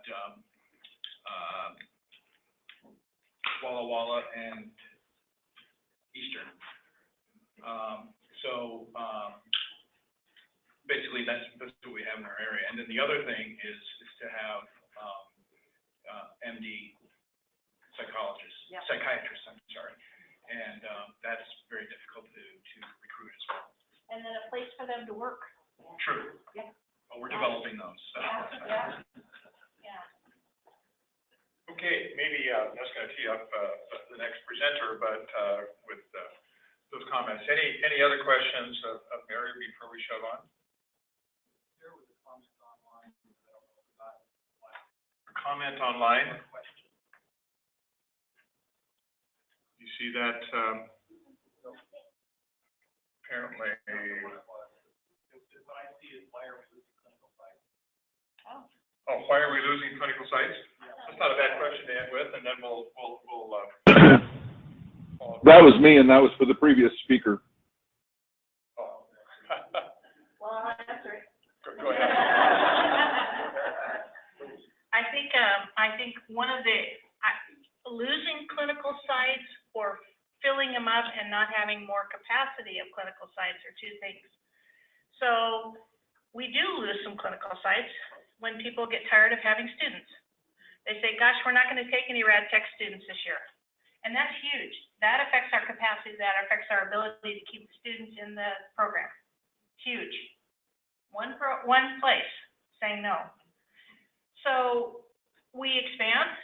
See, our surge tech program is going to Pullman and Brittman and down by Hood River, and those students are traveling a long ways to have their surge tech clinical experience. So we're expanding and looking, but that's a huge hardship for students and a big cost. Maybe Susan wants to add to that, I don't know. Susan? No. All right, well, Mary, that was very informative. I learned a lot, and I hope all of you did, so let's give Mary Horner a big round. Okay, next, Perry Williams, and if you wouldn't mind coming up here, and I'm sorry, Perry, and I don't really have more of an introduction than what you already received from Chancellor Haynes, but if you didn't hear that, Perry is the clinical director of the Elson Floyd School of Medicine in the Tri-Cities here, and we'll be talking through a PowerPoint. Is that correct? All right. Actually, I want to introduce my colleague, Kay Olson. Kay is our Director of Nursing for the nursing program at WSU, and she's going first. So yes, with Siri, and you get Kay. All right, so welcome and thank you. You want me to handle my own button? Kay, can you speak to the Speaking to the mic just a little bit. So again, thank you for having us here. We're always happy to talk about our programs. And for those of you out in the audience that do partner with us to provide clinical spots, we thank you because we couldn't do it without you. So this is a picture of the WSU Tri-Cities campus. So we're first going to talk a little bit about nursing. Well, it actually has a little bit of both of us on this slide. So these are some of the programs that we do offer at the Tri-City campus. We have for nursing, we have a bachelor's of nursing, which would be students who come on who have no nursing degree at all yet. They're just starting fresh. We have the RN to BSN, so they've already gone through either a diploma or an ADM program and are back to get their bachelor's. Then we also have a graduate program, so we have a master's in nursing, where they can be a nurse educator or a nurse leader out in the clinical setting. Then we have our DNP program, so they can be a family nurse practitioner, psych mental health nurse practitioner, or they can specialize in population health. And then they can do the doctor of nursing either as going directly from a BSN to the DNP or a postmaster's. So for the College of Medicine is located centrally in Spokane at the Health Sciences campus in Spokane. The students do their foundational science there, then they're divided across the state to 4 clinical campuses, of which the Tri-Cities is one of those. The other campuses are in Vancouver, Everett, and then in Spokane. So our inaugural class, we're a brand new medical school. We're recently established. Our first class started in August of 2017, and we recently admitted our third group of students, and our inaugural class of students is now here full-time in the Tri-Cities. They started on the 24th of June. Okay, so again, just a little bit of history about the nursing at WSU. We actually started out as just the RN to BSN program, and that was probably in the 1990s. And in the fall of 2004, we added the BSN program. And then it was probably 2015 when we actually brought the graduate program here to the Tri-Cities as well. So this is a little bit about a breakdown of what we have. Basically, the students that we have on our campus mostly are the BSN students. Our RN to BSN and DNP programs are hybrid, they're mostly online. But we do have classes on campus and they do lab work as well. So currently, when we first started the program in 2004, we took about 10 to 11 students per semester. Now, we do accept and admit students twice. So it's a cohort model when we start a class in the fall and we start a class in the spring. So we have 2 admits during the year. We're currently accepting 24 students per semester. So we roughly right now have about 81 current in our BSN program. In the RN to BSN, again, not as robust. Currently we have 4 students, but we've been doing a little more recruiting with that. So we have 13 new students starting in the fall. That one is a rolling enrollment, so they can apply anytime and they start at whatever point they come in. They can go full-time or part-time, and there's really not a limit to how many students we can take at that point. I mean, obviously there's some limit, depends on clinical sites. In our graduate program, we currently have 14 students. We have 2 in the master's program, and then in the DNP program, there's 10 students and 2 that are in the psych mental health nurse practitioner. So again, slowly hoping to help address some of the behavioral health issues. We do offer a DNP in the population health. It's not a nurse practitioner, so if they're not already a nurse practitioner when they do that program, they can't sit for licensure as a nurse practitioner. We do have 4 new students starting in the fall, and with the graduate program, we only accept students in the fall. So a lot of our enrollment also depends on clinical science, but also on the number of faculty that we have to support. So our enrollment has kind of been a little bit of a roller coaster depending on how our faculty is. And like Mary said, it's a challenge to get faculty. So how do we train nurses? We do a lot of clinical, obviously hands-on is probably the best way. First of all, at the beginning of the program, they do a lot of work in the lab, learning specific skills, but we also use simulation and training. This is somewhat of an answer to clinical site issues, but it's not as good as being hands-on with a real patient. Starting an IV on this mannequin is nothing like starting an IV on a real person. However, we can kill this guy and bring him back to life. So our program is unique in that our College of Nursing, the health sciences for WSU are all located in Spokane except for their veterinary services. So we have the nursing sites for the BSN program, Spokane, Tri-Cities, and Yakima. So we get most of our instruction, our theory instruction over, it's like a basic big television, kind of like getting instruction like this, but it's very interactive. The instructor will be up there. We have microphones and cameras, so it's voice activated. When a student asks a question in Tri-Cities, they all hear it in Yakima and Spokane, and the teacher can respond. Our faculty also will travel and come and do lectures live from each location. So, I mean, one of the benefits of that is that we're able to bring this kind of an education here, whereas they might have to travel elsewhere to do that. The hope is that we're training a lot of local people to be nurses and stay here. And then again, the practice mannequin is our simulation. Partnering for hands-on opportunities. Again, these are just some of the clinical sites that we use. And again, we could not do what we do without the help of these clinical agencies. And it changes. Each semester, our first semester focuses on gerontological nursing in the skilled facilities. Second semester, we go to the acute care. Then we move on to PSOB and then community insight. I think on the next slide, we talk a little bit about, well, not just yet. We're currently in the process of revising our curriculum, so something that we need to do periodically, and it is not an easy task. I know CDC is doing the same thing. It's not a quick process, but we are looking at ways of incorporating specific concepts into the program earlier. As our program stands right now, if you saw, we do community health and psych in the last semester. Well, do you know you just never see psych in OB settings, you never see it in the skilled facilities, you just don't see it until later in life. No, that's not the case. So we know that mental health issues are everywhere, so we're wanting to try to integrate that from the very beginning so that students grow and learn with that as they go through the program and are able to better address some of those issues. Again, I talked about our program has grown. Our building, this is a picture of our building. So we are no longer on the actual Tri-City campus. We moved in 2014 to the end of the GCACH Healthplex, which is a phenomenal building. We love being all together in one area. I actually get to see who all the nursing students are instead of waiting till I have them in my semester. We have a wonderful simulation lab, and we have a great working relationship with GCACH.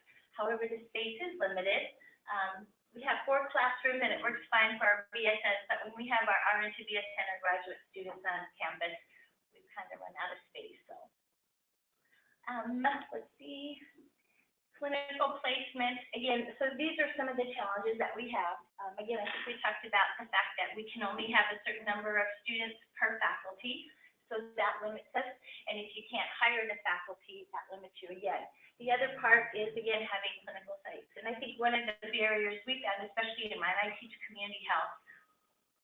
A lot of the clinics and community health sites are replacing the RNs with MAs.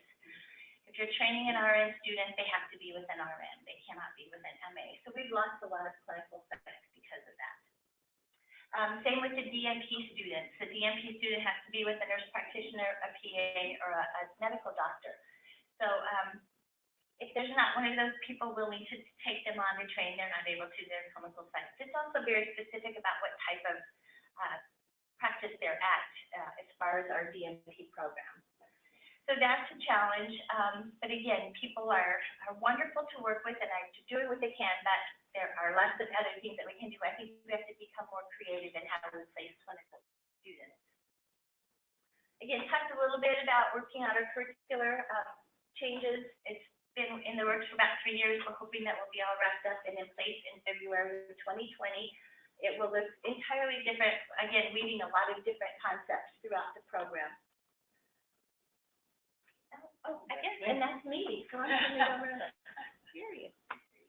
Okay, so regarding the College of Medicine, like I mentioned earlier, we now have 3 classes. For our first cohort, we took 60 students statewide, of which a quarter is assigned to the Tri-Cities. These students know from day one which of the clinical campuses they are coming to. This fall, we recently increased the class to 80 students, so we will have 20 students in our cohort. The number of applications that we have is now close up to 1,800 per position. We only accept students that have strong ties from the state of Washington. 98% of our students are state residents. The 2% are individuals that moved here. They may have done college as well, but moved here and established residency here. So, like I said, 98% grew up in Washington and have stayed in Washington. And our goal is really to produce physicians for the state of Washington that are going to serve the citizens of the state. I want to comment on our admissions process. Susan spoke earlier about, in her presentation, about, we may be able to train numbers of providers, but are they going to go to areas that have high need?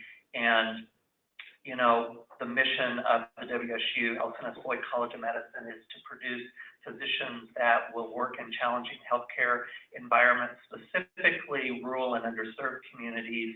And so when we think about the people we accept into our MD program, we obviously have a academic standard, and we want to ensure that the individual is going to be successful, and going back to that quality issue Mary talked about.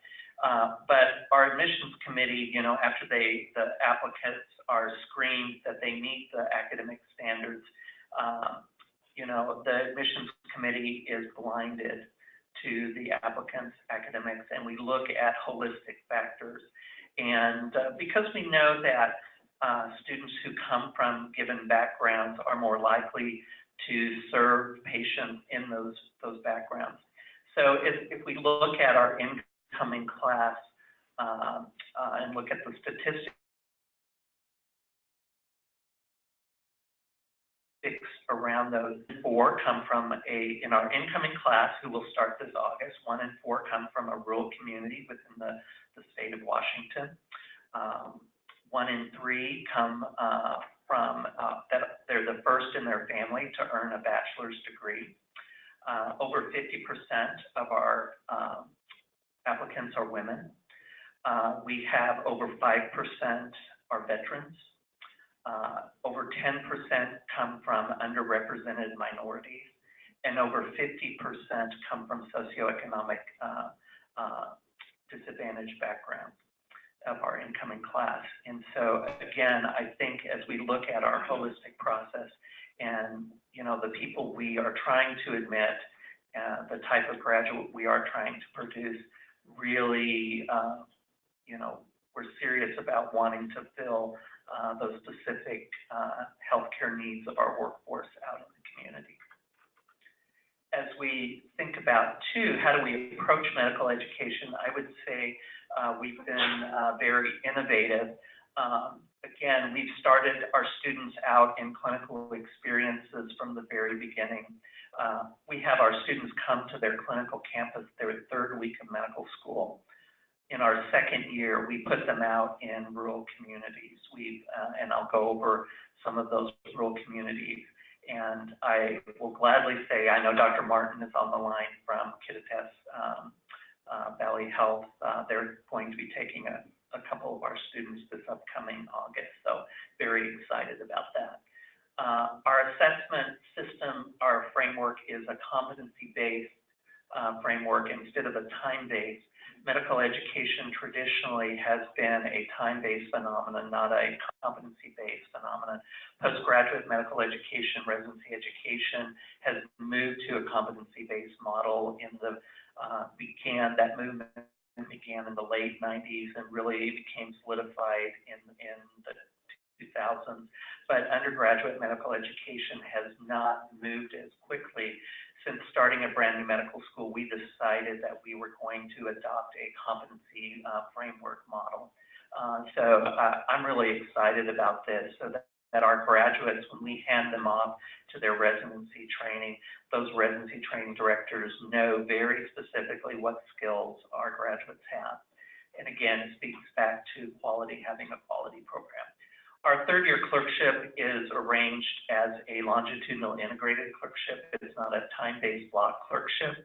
And the reason for this is LICs have been shown to produce more primary care physicians, have been shown to produce physicians that are more altruistic, have more empathy skills, compassion skills, and those are the types of physicians we want to produce.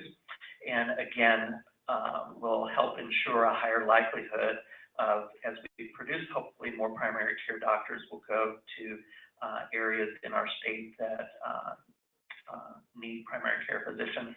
I will say Benton and Franklin County both are underserved when it comes to actual physician workforce needs in most specialty areas, and specifically primary care areas is significant for the physician workforce. We also have a community hosting program, and so during the preclinical years for our clinical campus weeks, where the students come down and spend a week at a time, the students live with hosts in the community, and part of this program is so the integration into the community happens before they're here full time. Again, our long-term goal is we want our students to stay in these communities for practice, and so having that early integration we feel is a strong indicator for that. I still need community hosts for this next year, so if any of you have a desire to host a medical student in your home for a week 3 times a year for 2 years, come talk to me, please. Also, one of the other things that we have is our students have a required scholarly project to be completed by December of their 4th year, and I'll talk in a few minutes about that and how we engage the community in that effort.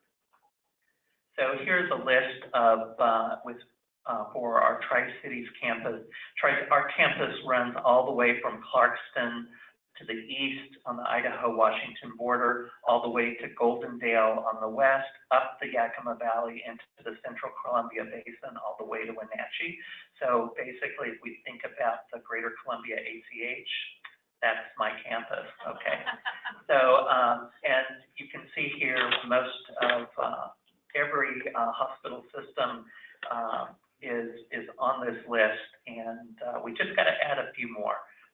So we got to get Wenatchee and Ellensburg on there, and one of the hospitals in Yakima, which they're almost there. So, but very excited about the willingness in the region for our partners to host our medical students for clinical experiences.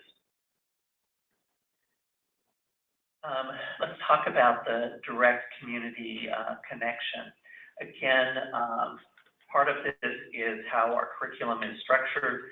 Again, in the preclinical years, the students spend time here in the community for a community clinical campus week. One of the components of that week is I try to introduce the students to community agencies that have direct impact on health in the community, so they get exposed to that. We also have a community night where different people come and speak to the students about different aspects of the community. In their last 2 years of training, they participate actively in both outpatient and inpatient experiences. They directly take care of patients under the supervision of their attending physician. Again, speaking to the scholarly project, you know, this could be a bench research project. This could be something that's based in medical education. It could be a project within the community. I'll give you some examples of some of our inaugural class, some of their projects. I had one student working with Corks Place, looking at bereavement in pediatric age kids and the outcomes of that bereavement. I've got another student working with the K through 12 programs, looking at the STEM education and the preparation for of our K through 12 population for STEM degrees and particularly healthcare degrees. I have one of my students working with the Cancer Center, looking at some of their outcomes for our community. So those are just 3 examples. Again, these projects are out there working with people in our community, and they're geared for that. That's why these projects take place in the 3rd and 4th years. We don't want everything to be done in Spokane during the first 2 years. We really want to reach that out. And as we've gone out and spoken to our rural partners, we've talked with them specifically that this opportunity is there. If they have questions that they want answered around their healthcare needs, that our students can assist them in finding those answers through their scholarly work. So, you know, some of the challenges we've already heard this, you know, getting preceptors for clinical placement. As we talk about, you know, there is a physician shortage throughout the country, and you know, where we have shortages in our community, we spoke earlier about mental health and the need for psychiatry. We only have 8 psychiatrists in the Tri-Cities community, 5 with Lourdes, 2 with Tri-Cities Community Health, and 1 part-time in private practice. You know, how can we train our nurse practitioner students? How can we train our medical students? You know, and so we do have those challenges specifically just due to shortages in physicians. You know, I'm grateful to the VA in Walla Walla who's going to assist in that. So again, we, like CBC, do reach out past, you know, resources within the greater Tri-Cities area to help fulfill those needs. We also, Mary spoke about burnout. And, you know, that's a real thing, you know, physician burnout and wellness. And that's an issue that we're looking at addressing in our medical students curriculum. You may not know this, but physicians have one of the highest suicide rate of any profession in the United States. Every year, approximately 400 physicians commit suicide. That's more than 4 medical school classes. If we look at the 152 medical schools across the country, 4 out of those 152 schools have, you know, their class, you know, that's the numbers. So about 400 physicians commit suicide. So this is a real issue. You know, I think we have a need for growing graduate medical education, particularly in the state of Washington. If we look at the numbers of residency training programs, fellowship training programs, 90% of those programs in Washington are in King County. So trying to work on developing programs where our students can actually get specialty training from is a really significant thing. And Mary also talked about regulatory requirements. This is a real thing, and this also hampers us in our ability. And I believe, you know, we do need to have collaboration. Kay and I have started working really closely on that. We feel it's very important, and it's important for us to collaborate with everyone. We've actually recently started a collaboration at Union Gospel Mission, working with CBC and the WSU College of Nursing in looking at their respite care programs to get our students to work together on that. So I'm really excited about that. So I think I better give you the mic. I'm about to give you the hook, but because I want to just allow time for our panel and get out of here at 11:30. This has been very informative.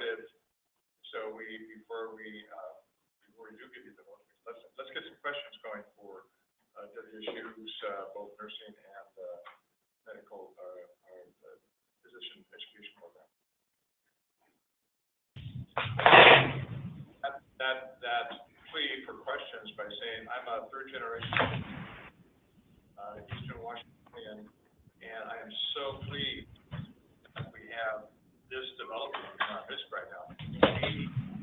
80 per cohort for physicians is a huge deal. It will pay off sometime, not in the not too distant future. We've been expressing over the last 3 or 4 years. So I hope you're enjoying your role, Jerry, because you're right in the sort of catbird seat. I love what I'm doing, and I love working with everyone I've come in contact with. So good. Kirk, we got a question. Yeah. Would you mind? I know your voice carries, but Mary's got a question, and then we want to get our. We've talked a lot about, or you've talked a lot about clinical needs for education in this area and keeping students here for their education. What can we as a community do to keep them here after they graduate? Yeah. Community hosts. They can fall in love with the area. So, one more time. Oh, just one of the things is being a community host. I've hosted 2 medical students now, and I absolutely love it. They're actually here I have 2 of them with me this week, and part of our charge is to help them fall in love with the area. It's a beautiful area, so I encourage you to do that. Okay, Farian? I will say one of, out of the 4 clinical campuses, Tri-Cities is probably least known. Again, we try to admit students from the areas in our communities. In fact, I will have a student going to Dayton who has family in Dayton this coming August, so really excited about that. But probably out of the Tri-Cities cohort, we have about maybe a third that are from this region, 2/3 not. So one of the things that we do, I always, when we meet with prospective students and when we get together, I always say Tri-Cities is the fun campus. And I think my colleagues at the other places are getting tired of that. But, we've had the students here since mid-end of June, and we've already had a party, so, and the wineries do help, I will say that, some of our people who own the wineries have invited the students, and they've gone wine tasting, and, the community has just really been wonderful, welcoming our students. And again, it's going back to what Kay said, is really helping them to fall in love with the community and understand, how rich this area is. I'm new to the community myself. I've only been here a couple of years, but I love it. I wouldn't want to be any other place. So. Thank you, Farian. Farian, real quickly, and we're going to have to cut it off now and ask our panelists in the back row to come to the front row. Do you see this comment? I don't know who said that. Pardon me? Oh, that was Dr. Kevin. Okay, so this is from Ellensburg, that comment from Dr. Martin. If you look at studies on burnout, teaching is one way to decrease burnout. So, it does keep you energized, and we need to tell that story, as we go out and try to recruit people to help us. Okay, let's give both Farian and Kay a big round of applause for bringing us these good tidings. Okay, so our last section of today's meeting is something we're very pleased to have both presidents, or in this case, chancellor of our higher ed institutions in the Tri-Cities comment and sort of wrap things up, along with Dan Ferguson. And I've got a couple of questions that I will pose, and then we really want to turn it over to you to see what kind of questions you have. Let me just read off a little bit of a bio for our panelists.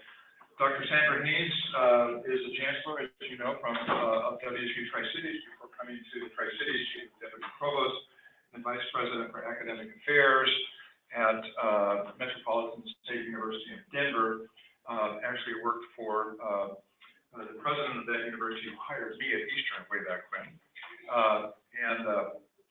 Before she took those administrative roles, she was, another administrative role, she was the Dean of the College of Professional Studies for quite a while.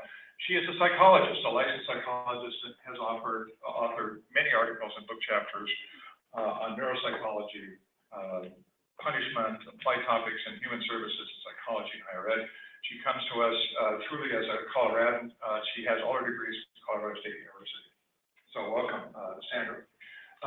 Rebecca Woods, everyone I think has met her. I think Dr. Woods has been here for a year and a half or 2 years? In between, okay. And before coming to CBC as our president, she was the provost at Jackson College in Jackson, Michigan. And before she was provost there, she was the Dean of Instruction Dean of Instruction Arts and Sciences. And she holds also a degree in psychology as an undergrad. She's a lawyer, JD from Regent University, and a PhD also from Regent University. And Dan probably needs no introduction. He's been with us almost from the get-go. He is the director, as he said, of the Washington State Allied Health Center of Excellence, and also very involved in the Washington Healthcare Workforce Sentinel Network. In the role of the Allied Healthcare Center of Excellence, he works with community colleges across the state, so not just the ones in the GCACH, but across the state to understand and to adapt to healthcare workforce changes, but especially as some stem from the Affordable Care Act. Before taking that assignment, Dan was the clinical director of family and child therapy at Loma Linda Medical School in California, and he holds a master's degree in counseling. So, I would like to ask if any of you three have some quick comments beyond what your deans have already said about your programs, or if you want me just to launch in with my first question to you. Well, I'll just say that I'll try to represent our. Sorry? You can't get too close to them. Pardon me? Move your microphone from in front of the speaker. Yeah, okay. I'm not even going to use the mic right now. I'll be over there. Go ahead. I just said I would try to represent our dean well, but we do have really high quality health sciences programs. We're known for that across the state, and it absolutely is due to the leadership of Mary and the wonderful faculty that we have. And was just hearing as recently as yesterday, so many programs across the state struggle with retaining their faculty, attracting and retaining their faculty, and we are really fortunate because of the wonderful leadership and the culture that we have at the institution that, while yes, it's always a challenge to hire faculty, we had 2 positions open just recently, and I think we had 3 applicants for one and 1 for the other. So thankfully, we found 2 high quality out of those 4 people. Yeah, so it's always a challenge, but we have had wonderful success in retaining them because, again, of the culture and the wonderful leadership that we have within those programs. So we couldn't do what we do except because of Dean Warner and her work. Quick comment, Sandra, or you? I think you can launch into your question, but I would agree. I think we're thrilled to have the medical education on our campus that we do have. Nursing is a huge part of our campus, and medicine is fast becoming very important to us. We're thrilled to have our first cohort of medical students here, and I'm happy about our leadership as well. Farian has been a wonderful community advocate as well as an advocate for WSU Tri-Cities. We are well aware of the needs in the community for healthcare. And expanded healthcare. And as I said earlier, we're doing our strategic planning in this upcoming year. We'll be looking very heavily into what we can do to better serve the community, especially with healthcare needs. Okay. Any comment, Dan, or before we launch into a couple questions? Go ahead and get started with the question. So this actually is a question for maybe you too, Dan, representing all the community colleges in the state of Washington. But we've heard a lot of talk today about interacting with the community, with the potential employers.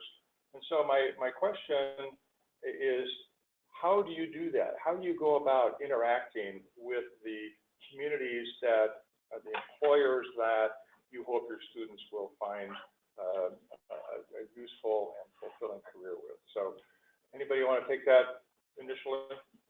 I'll just start by saying all of our programs have official advisory councils. So as the name implies, they are there, they exist to advise us on curriculum, on are they seeing our graduates come out with the knowledge, skills, and abilities that they need to be successful. We obviously also want them to be supportive of the program and helping us find and obtain those clinical spaces, be hiring our graduates, be helping to market them, and be a voice for the programs in the community. We are required by certain funding sources to have these councils, so all of our programs have them. And they're made up of community members, of employers, of the business and industry that are relevant to that specific program. We also have graduates of the program that will sometimes be on there. Sometimes we have a current student. So it's really a very rich dialogue back and forth and support that we get from these councils. That's, I would say, the formal way that we do that, but we have lots of informal ways as well. And Mary kind of alluded to some of that where, when we're thinking about a new program, we're not doing that in isolation. And if it's not near a time when one of those councils are meeting, we're going to go out into the community and have those conversations. So all of us, myself included, when I first got here, that was one of the things that I did, was to make sure I had a very long list of people that I was trying to connect with in the community. But all of our leaders do that as an institution, our deans, our vice presidents, making sure that we're having really relevant but also very current information about what the needs of our community are so that we can be responding to that. Dr. Ames, quick comment? Yes. The answer is yes. It's very much the same. We have an advisory council. We have many healthcare representatives on our advisory council. But I think what's most important to us is the personal relationships that we have. Kay is out in the community all the time. So is Darian. And so am I, making contacts and connections.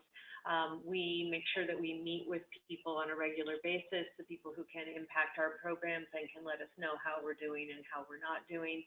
And we serve on many boards in the community to make sure that we're also making an impact and contributing back to the healthcare needs of the community.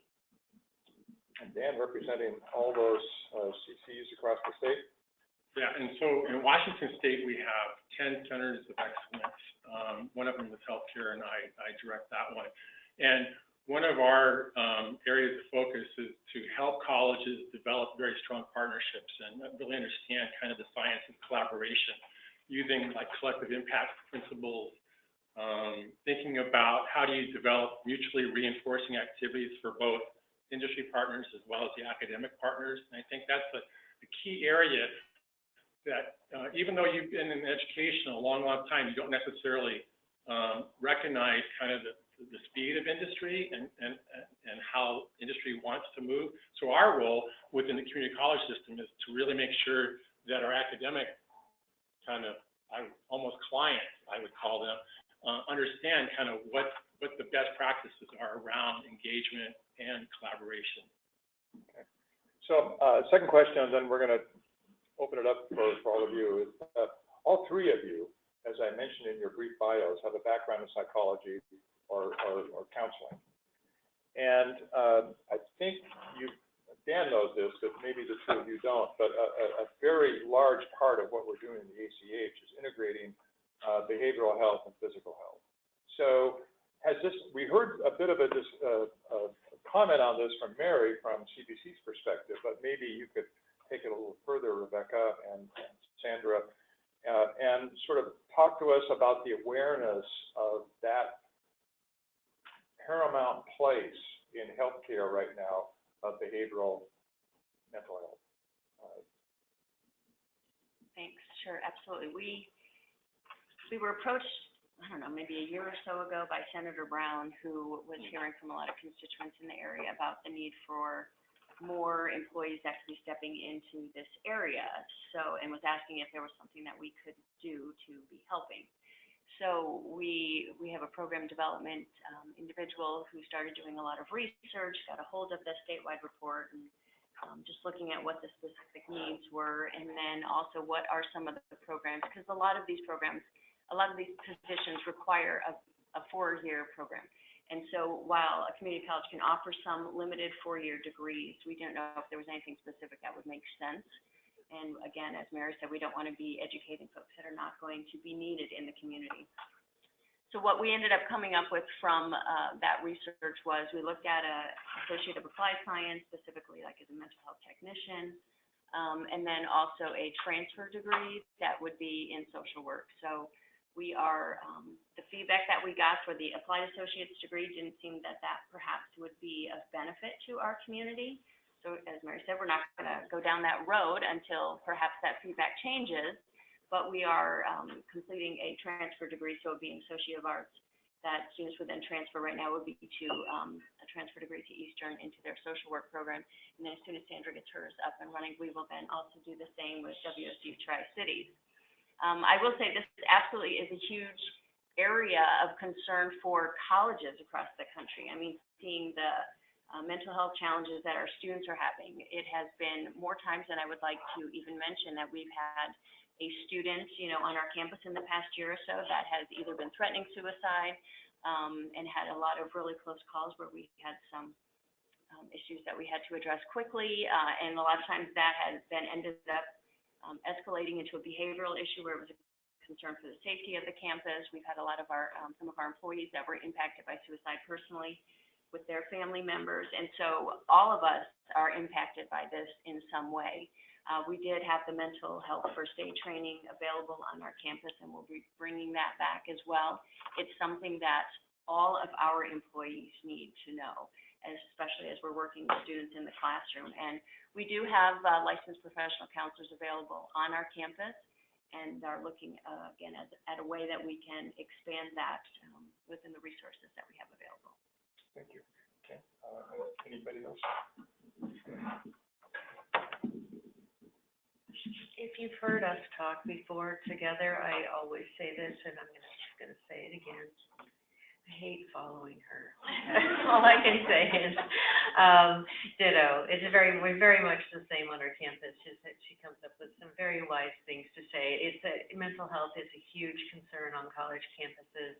It's a huge concern in our communities, in every community. And I think this is, as a society as a whole, we're struggling with how do we integrate mental health into other areas of practice, and particularly into medical practice. And I hate to say it, but oftentimes it comes down to how do we fund it. You talked earlier about we have to be able to bill for this. And so how is it that we can actually adequately get the services to work together and get the funding that we need to make them work? But it is a bigger and bigger problem. And as a psychologist myself, I'm delighted to see that there is more of a focus on making sure that the mental and physical health go together, and that there is more working together in that regard. Again, I think it's up to us as a community to figure out how we're going to do that effectively in our community, and what kind of workers do we actually need. My background is pretty broad in that I'm a licensed psychologist, but I also worked in the Department of Human Services in my previous institution. So we were putting out our frontline mental health people as well, the addictions counselors, the kind of lesser trained folks, but who really were out there on the front lines doing the kind of work that needs to be done in a community. And so part of that is going to be, how does the community demand, or how does the community address the needs, mental health needs, the substance abuse, the homelessness, the domestic violence, those kinds of things. How do we partner to make our community stronger, not only from an educational standpoint by putting out the mental health workers, but how do we then use them in the community effectively to address the community need? And I think that in this community, that's something that we're going to be working on and struggling with. Struggling in a good way. Okay, and then Dan, and then we'll open it up to questions. So the scenario that Mary described earlier in terms of bringing behavioral health workforce programs is what I would call both a challenge and an opportunity in terms of kind of what are some of the lessons learned around what happens here, and what can we learn in other communities to maybe do things slightly different or think differently about what I call that kind of pain point, the tension area around moving that kind of innovation forward. And so my job in health workforce development lives primarily in that kind of innovation space. And I'm constantly, Mary will attest to this, I'm constantly encouraging my deans to be in that innovation space, but then they've got presidents that they have to report to and kind of justify. You are innovative as well. Yes. I knew I was going to get in trouble. What you get. And it's not like the presidents aren't in that innovation space, but they have boards that they have to report to, and then these programs have to be approved by the State Board of Community Technical Colleges. And so there's lots of hoops to jump through. And so we actually in Yakima are having a meeting on Monday afternoon looking at a baccalaureate degree in behavioral health. And we have two industry partners that are coming to, at least two industry partners that are coming to the table to help us think about our planning meeting with our industry partners. So in other words, we want them to help us frame those questions that are absolutely essential before we even bring the larger group of industry partners to our table. But I'm providing guidance to that, the person that's developing kind of that process. And it's not, I'm not saying, and actually I'm going to be meeting with the person that did the work here at Columbia Basin to kind of learn what they did so we can learn that kind of, anyway, just kind of learn from what they did. Like Washington Institute of Technology just opened up a behavioral health program, a baccalaureate in applied science in behavioral health. So there are community colleges that are doing this.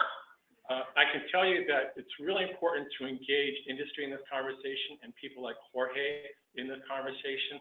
We actually had the managed care organizations come to our deans and directors meeting to talk about opportunities for kind of the managed care organizations to inform how we develop new workforce programs. I think it's absolutely essential to have them involved in the same conversation. Okay, let's take the questions of Lourdes and then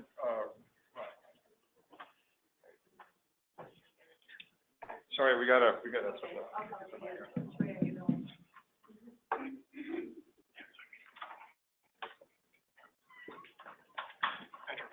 I don't want to get too close here. No, you're fine. So earlier today, I think the gentleman from WSU spoke about we only have 8 psychiatrists in our community, which is horrible. I mean, we're grossly underserved, right? So one of the other things that, and we all know it takes a long time for a person to get through medical school and residency, et cetera. What I am most concerned about is the lack of availability of psych nurse practitioners. I believe I saw on somebody's slide that WSU graduated 2 psych nurse practitioners recently. 2. We need many, many, many, many more. And I'm wondering how the DNP program affected that graduate rate.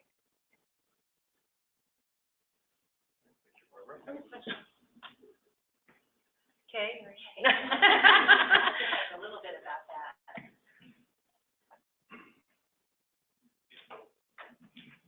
Again, so the reason that we have so few numbers is, again, we have so few faculty that are willing to come teach, for many reasons. Again, they can make a lot more money in practice. And again, when they're nurse practitioners, they can have their own private practice.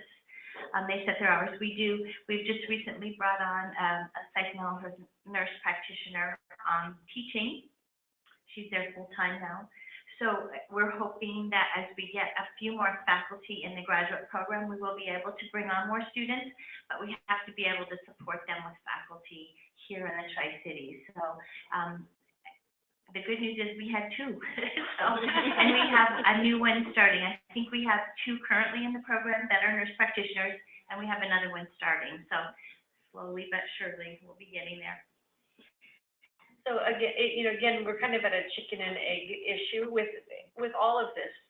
with anything that's kind of mental health is, do we have the community support?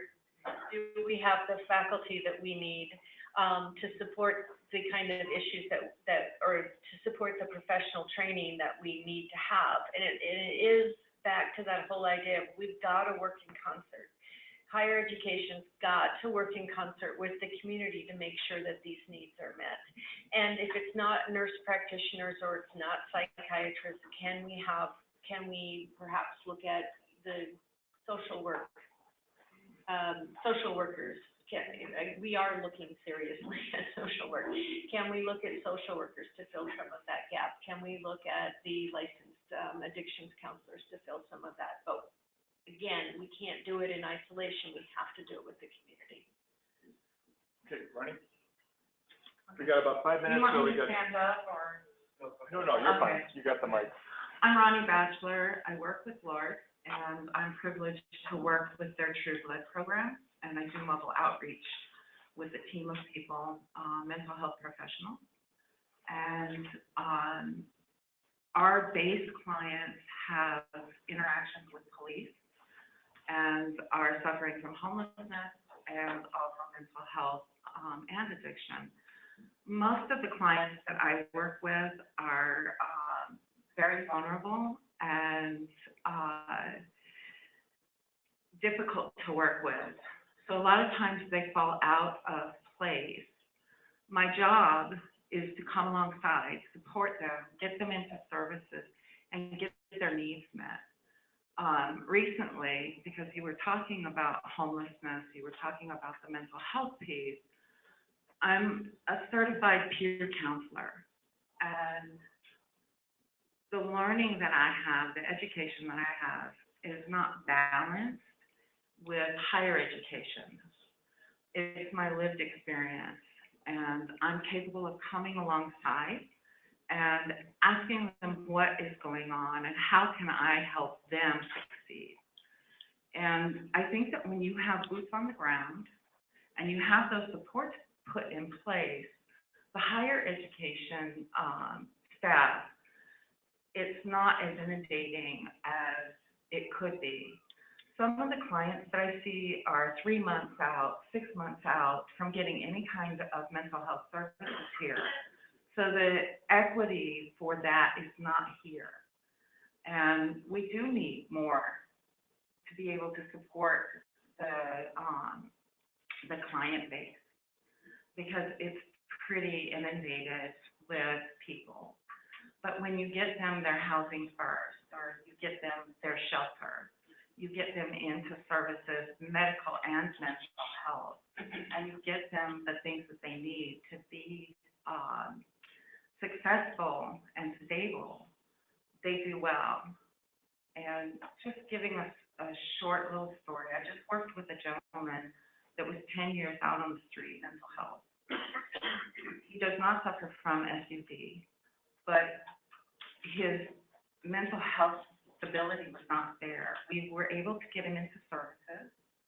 We were able to get him inpatient for a minute, get him stabilized on his medication. I was able to reach out to my community organizations to get him housing. The Housing First program is here, and I love that. The proof that you have to have homelessness to me is homelessness, regardless of how long you've been homeless. You're still on the street. You're still homeless. You're still couch surfing.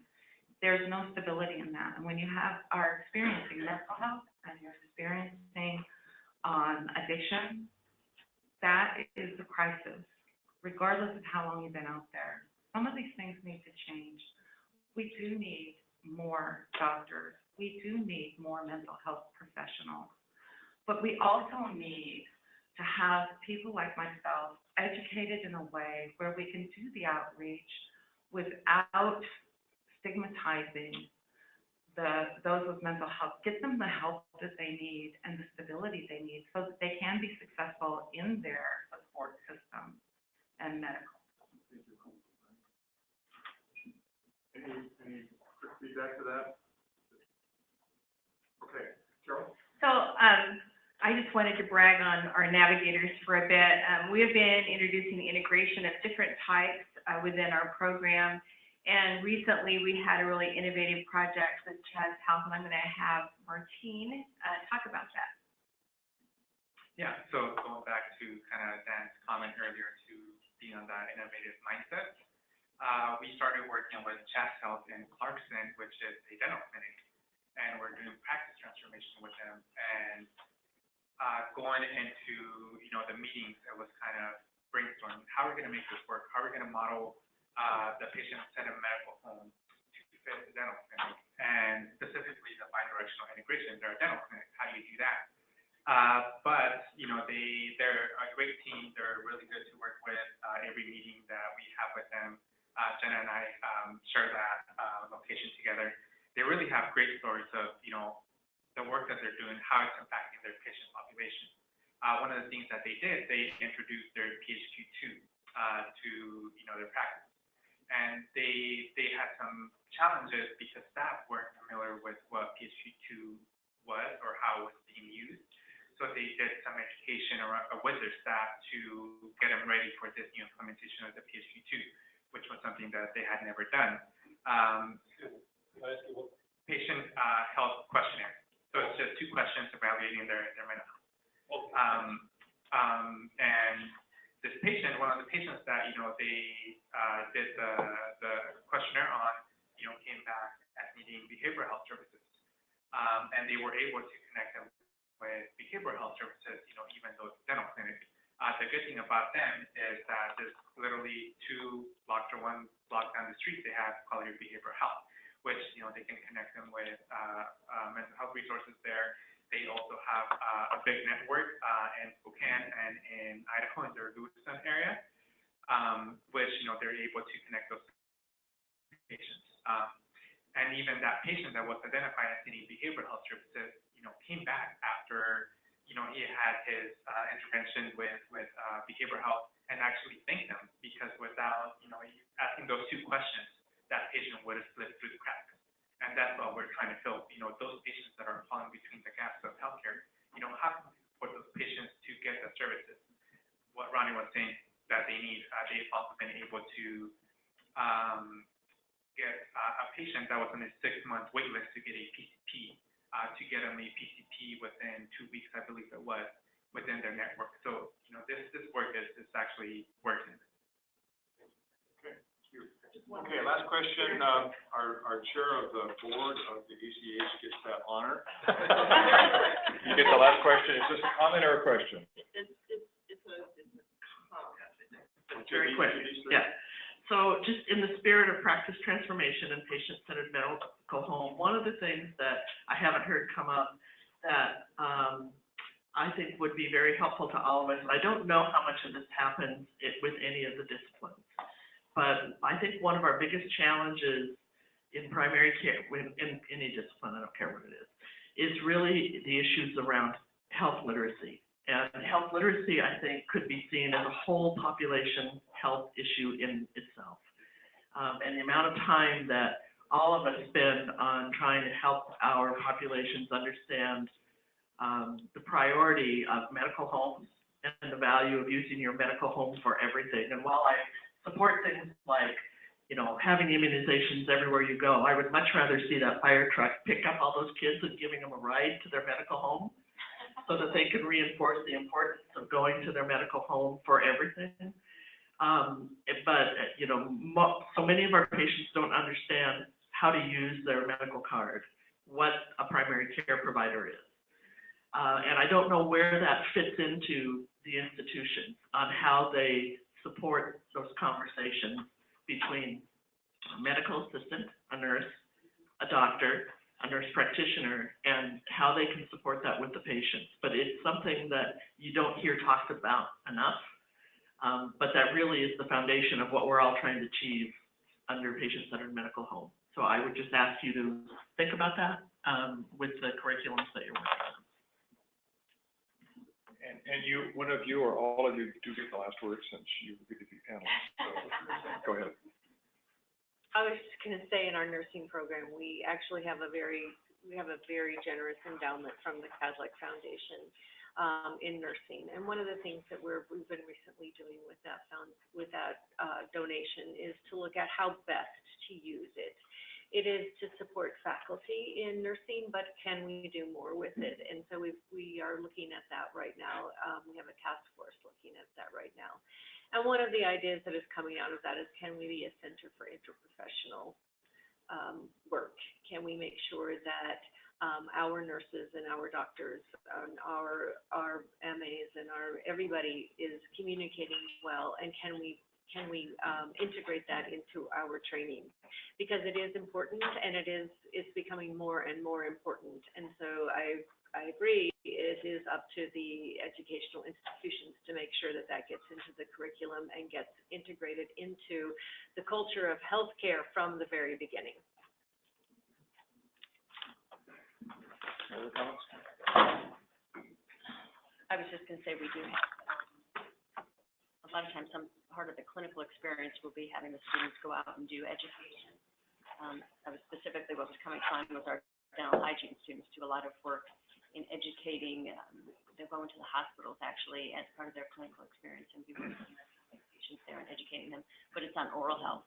But I don't know why we couldn't look at how we're doing that and how it could expand to just health literacy overall for our students. So I think that's definitely something to think about. Rhonda, I think you bring up some very important points around the use of what we call extenders or other, healthcare professionals working as part of the team. We're actually taking a team of folks from Greater Columbia to Minneapolis in a few weeks to showcase our practice transformation work here and to learn more around interprofessional practice and education. And then we're actually being asked to come back and do some trainings here both on the east side of the mountains as well as the west side. All right. Thank you all for staying the course here. I know you all have busy lives, but I certainly want to, before we leave, to thank our three panelists, Chancellor Sandra Haynes, President Rebecca Woods, and our own Dan Ferguson. Would you please give a round of applause? I hope you feel after the comments you've heard today, both from these three and the people who work in their institutions, that we're doing a lot of good in the Greater Columbia ACH, in part due to the trainings that they're getting. So thank you again. And we have one last announcement before you hit the road, and this is again from Lauren Johnson. So Lauren. Hello again.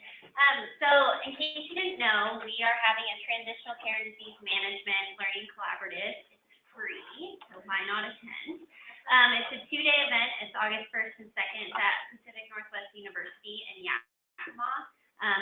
Everyone has a flyer in their meeting packet, and there's a link to register. It's coming up quickly, so if you can register by next Friday, that would be preferred. If you have any questions, you can reach out to myself or anyone from the GCACH staff. Is there anything I'm missing? Okay. We'll see everyone there. And we'll see you at our August meeting, the third Thursday of the month. So thank you again for coming.